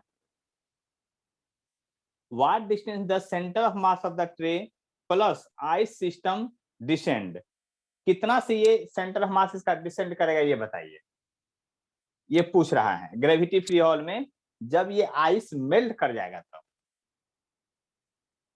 ध्यान समझ लीजिए, ये आइस मेल्ट कर जाएगा तब कितना से ये डिसेंड करेगा ये पूछ रहा है। तो यहां पर सेंटर ऑफ मास देखिए लिखा हुआ है L rest in the middle, ice melt by what does distance the center of mass plus stress system change। तो इसमें नो चेंज होगा।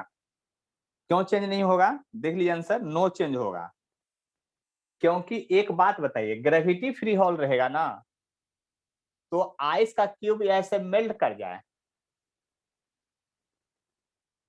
या फिर आइस में रहे, शेप नहीं बिगड़ेगा।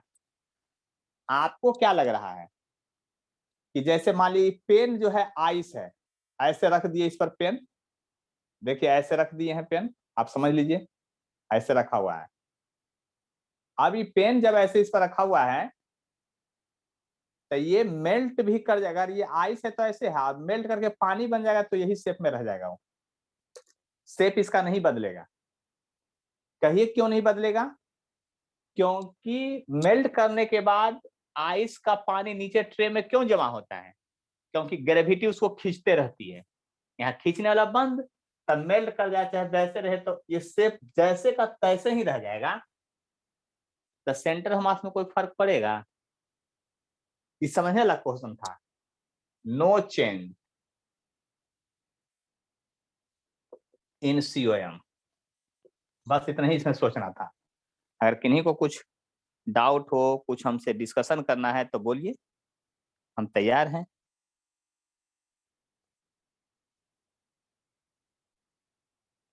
थर्टी नंबर बताते हैं और 14 नंबर बताते हैं, 13 नंबर और 14 नंबर, ये आप पूछ रहे थे। देखिए 13 नंबर में क्वेश्चन कहता है एक स्मूथ सिस्टम है, एकदम ये स्मूथ है, चिकना है ये, इस पर एगो ट्रेन है, बस है, ऐसे है, ठीक है। यहाँ चक्का लगल है, सब स्मूथ है, उसके बाद हो चक्का लगल है, कोई दिक्कत नहीं, फिसलेगा आगे पीछे अपने से। इसके सेंटर पर ऐसे एगो बनाया हुआ है ऐसे, यहाँ पर एगो पेंडुलम ऐसे लटकल है ऐसे, है ना। क्वेश्चन में कहता है काट का मास, इस पूरे सिस्टम का जो मास है वो कैपिटल M है, बॉब का मास है जो स्मॉल m है। क्वेश्चन में ऐसा कह रहा है आपसे।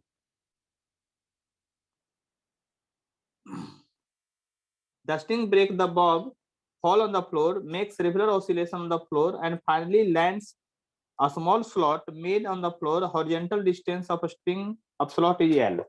कहता है यहां से इस स्लॉट की दूरी है जो L है, और कहता है ये सब पहले से रेस्ट में था, टूट करके गिरा, टप्पा खाते खाते खाते खाते खाते इसमें पहुंच गया। तो कहता है ये कितना से इसका डिस्प्लेसमेंट हुआ इस पूरे काट सिस्टम का, ये बताइए। तो वो बात बताइए, जब जमीन पर आप चलते हैं तो पैर से फोर्स आगे लगाते हैं या पीछे लगाते हैं? तो पीछे। तो ये जब आगे चलेगा तो ये पीछे भागेगा, क्योंकि स्मूथ है इसलिए भागेगा। आप ऐसा गाड़ी पर बैठ जाइए, दौड़ने लगिए तो देखिए पीछे भागने लगेगा धीरे धीरे। लेकिन change in position of centre of मास का मतलब क्या होता है? देखिए चेंज इन जो निकालना है आपको, या सीधा सीधा जो निकालना है उसके लिए फॉर्मूला एक होता है, वो समझ लीजिए। डिस्प्लेसमेंट बराबर क्या होता है? डिस्प्लेसमेंट बराबर क्या होता है वो समझ लीजिए। डिस्प्लेसमेंट कैसे निकालते हैं इस तरह के क्वेश्चन में? तो डिस्प्लेसमेंट का फॉर्मूला बहुत ही आसान होता है। आप लिखेंगे डिस्प्लेसमेंट, जब भी ऐसा क्वेश्चन रहे चिकना पर और कोई बॉल टूट करके इधर उधर चला जाए, तो ये सिर्फ सेंटर ऑफ मास का क्वेश्चन होता है।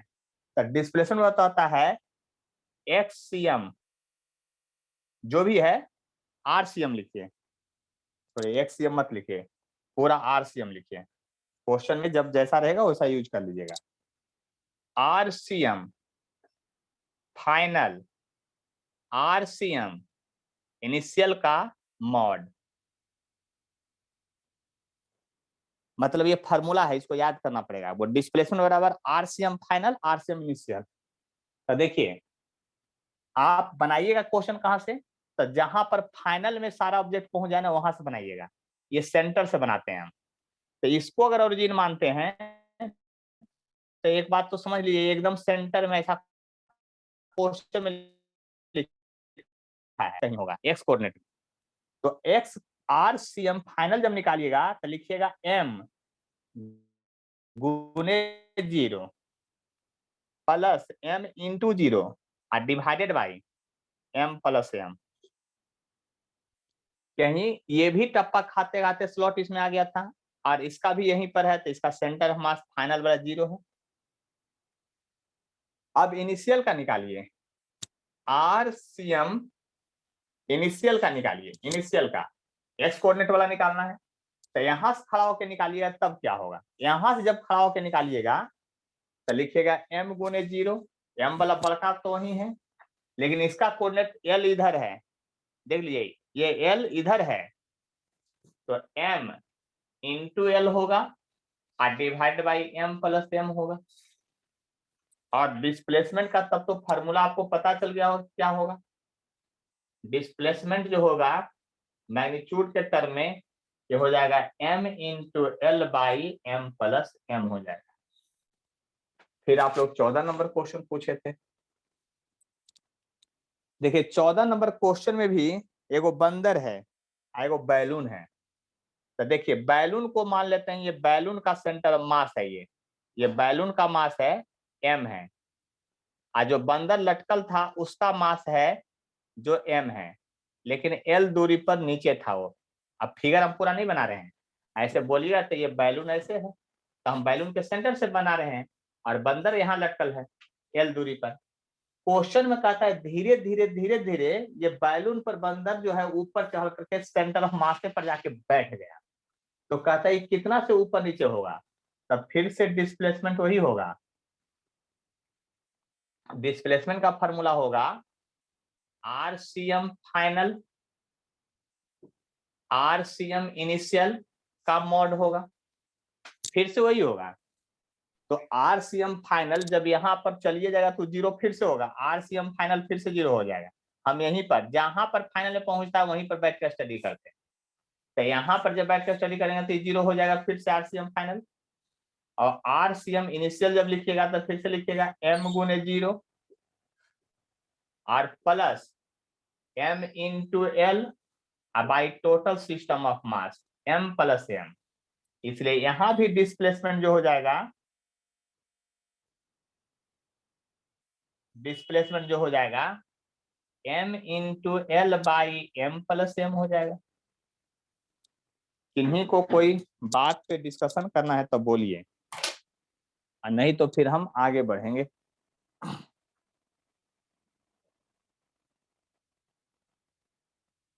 किन्हीं को कुछ पूछना है तो बोलिए, ये फार्मूला है इसको याद करके रखना पड़ेगा।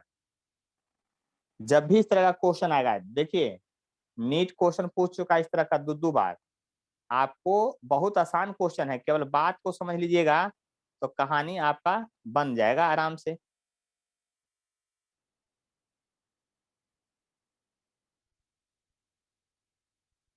किन्हीं को कुछ पूछना है कि मीटिंग एंड करें अब? कल मतलब नेक्स्ट क्लास में चलेगा आपका क्या, कॉलिजन, टक्कर। टक्कर पढ़ाएंगे, चींटी को हाथी से लड़वाएंगे और हाथी को चींटी से, और देखेंगे कौन हारेगा कौन जीतेगा। ठीक है, तो क्लास एंड करते हैं, है ना, टेंशन मत लीजिए।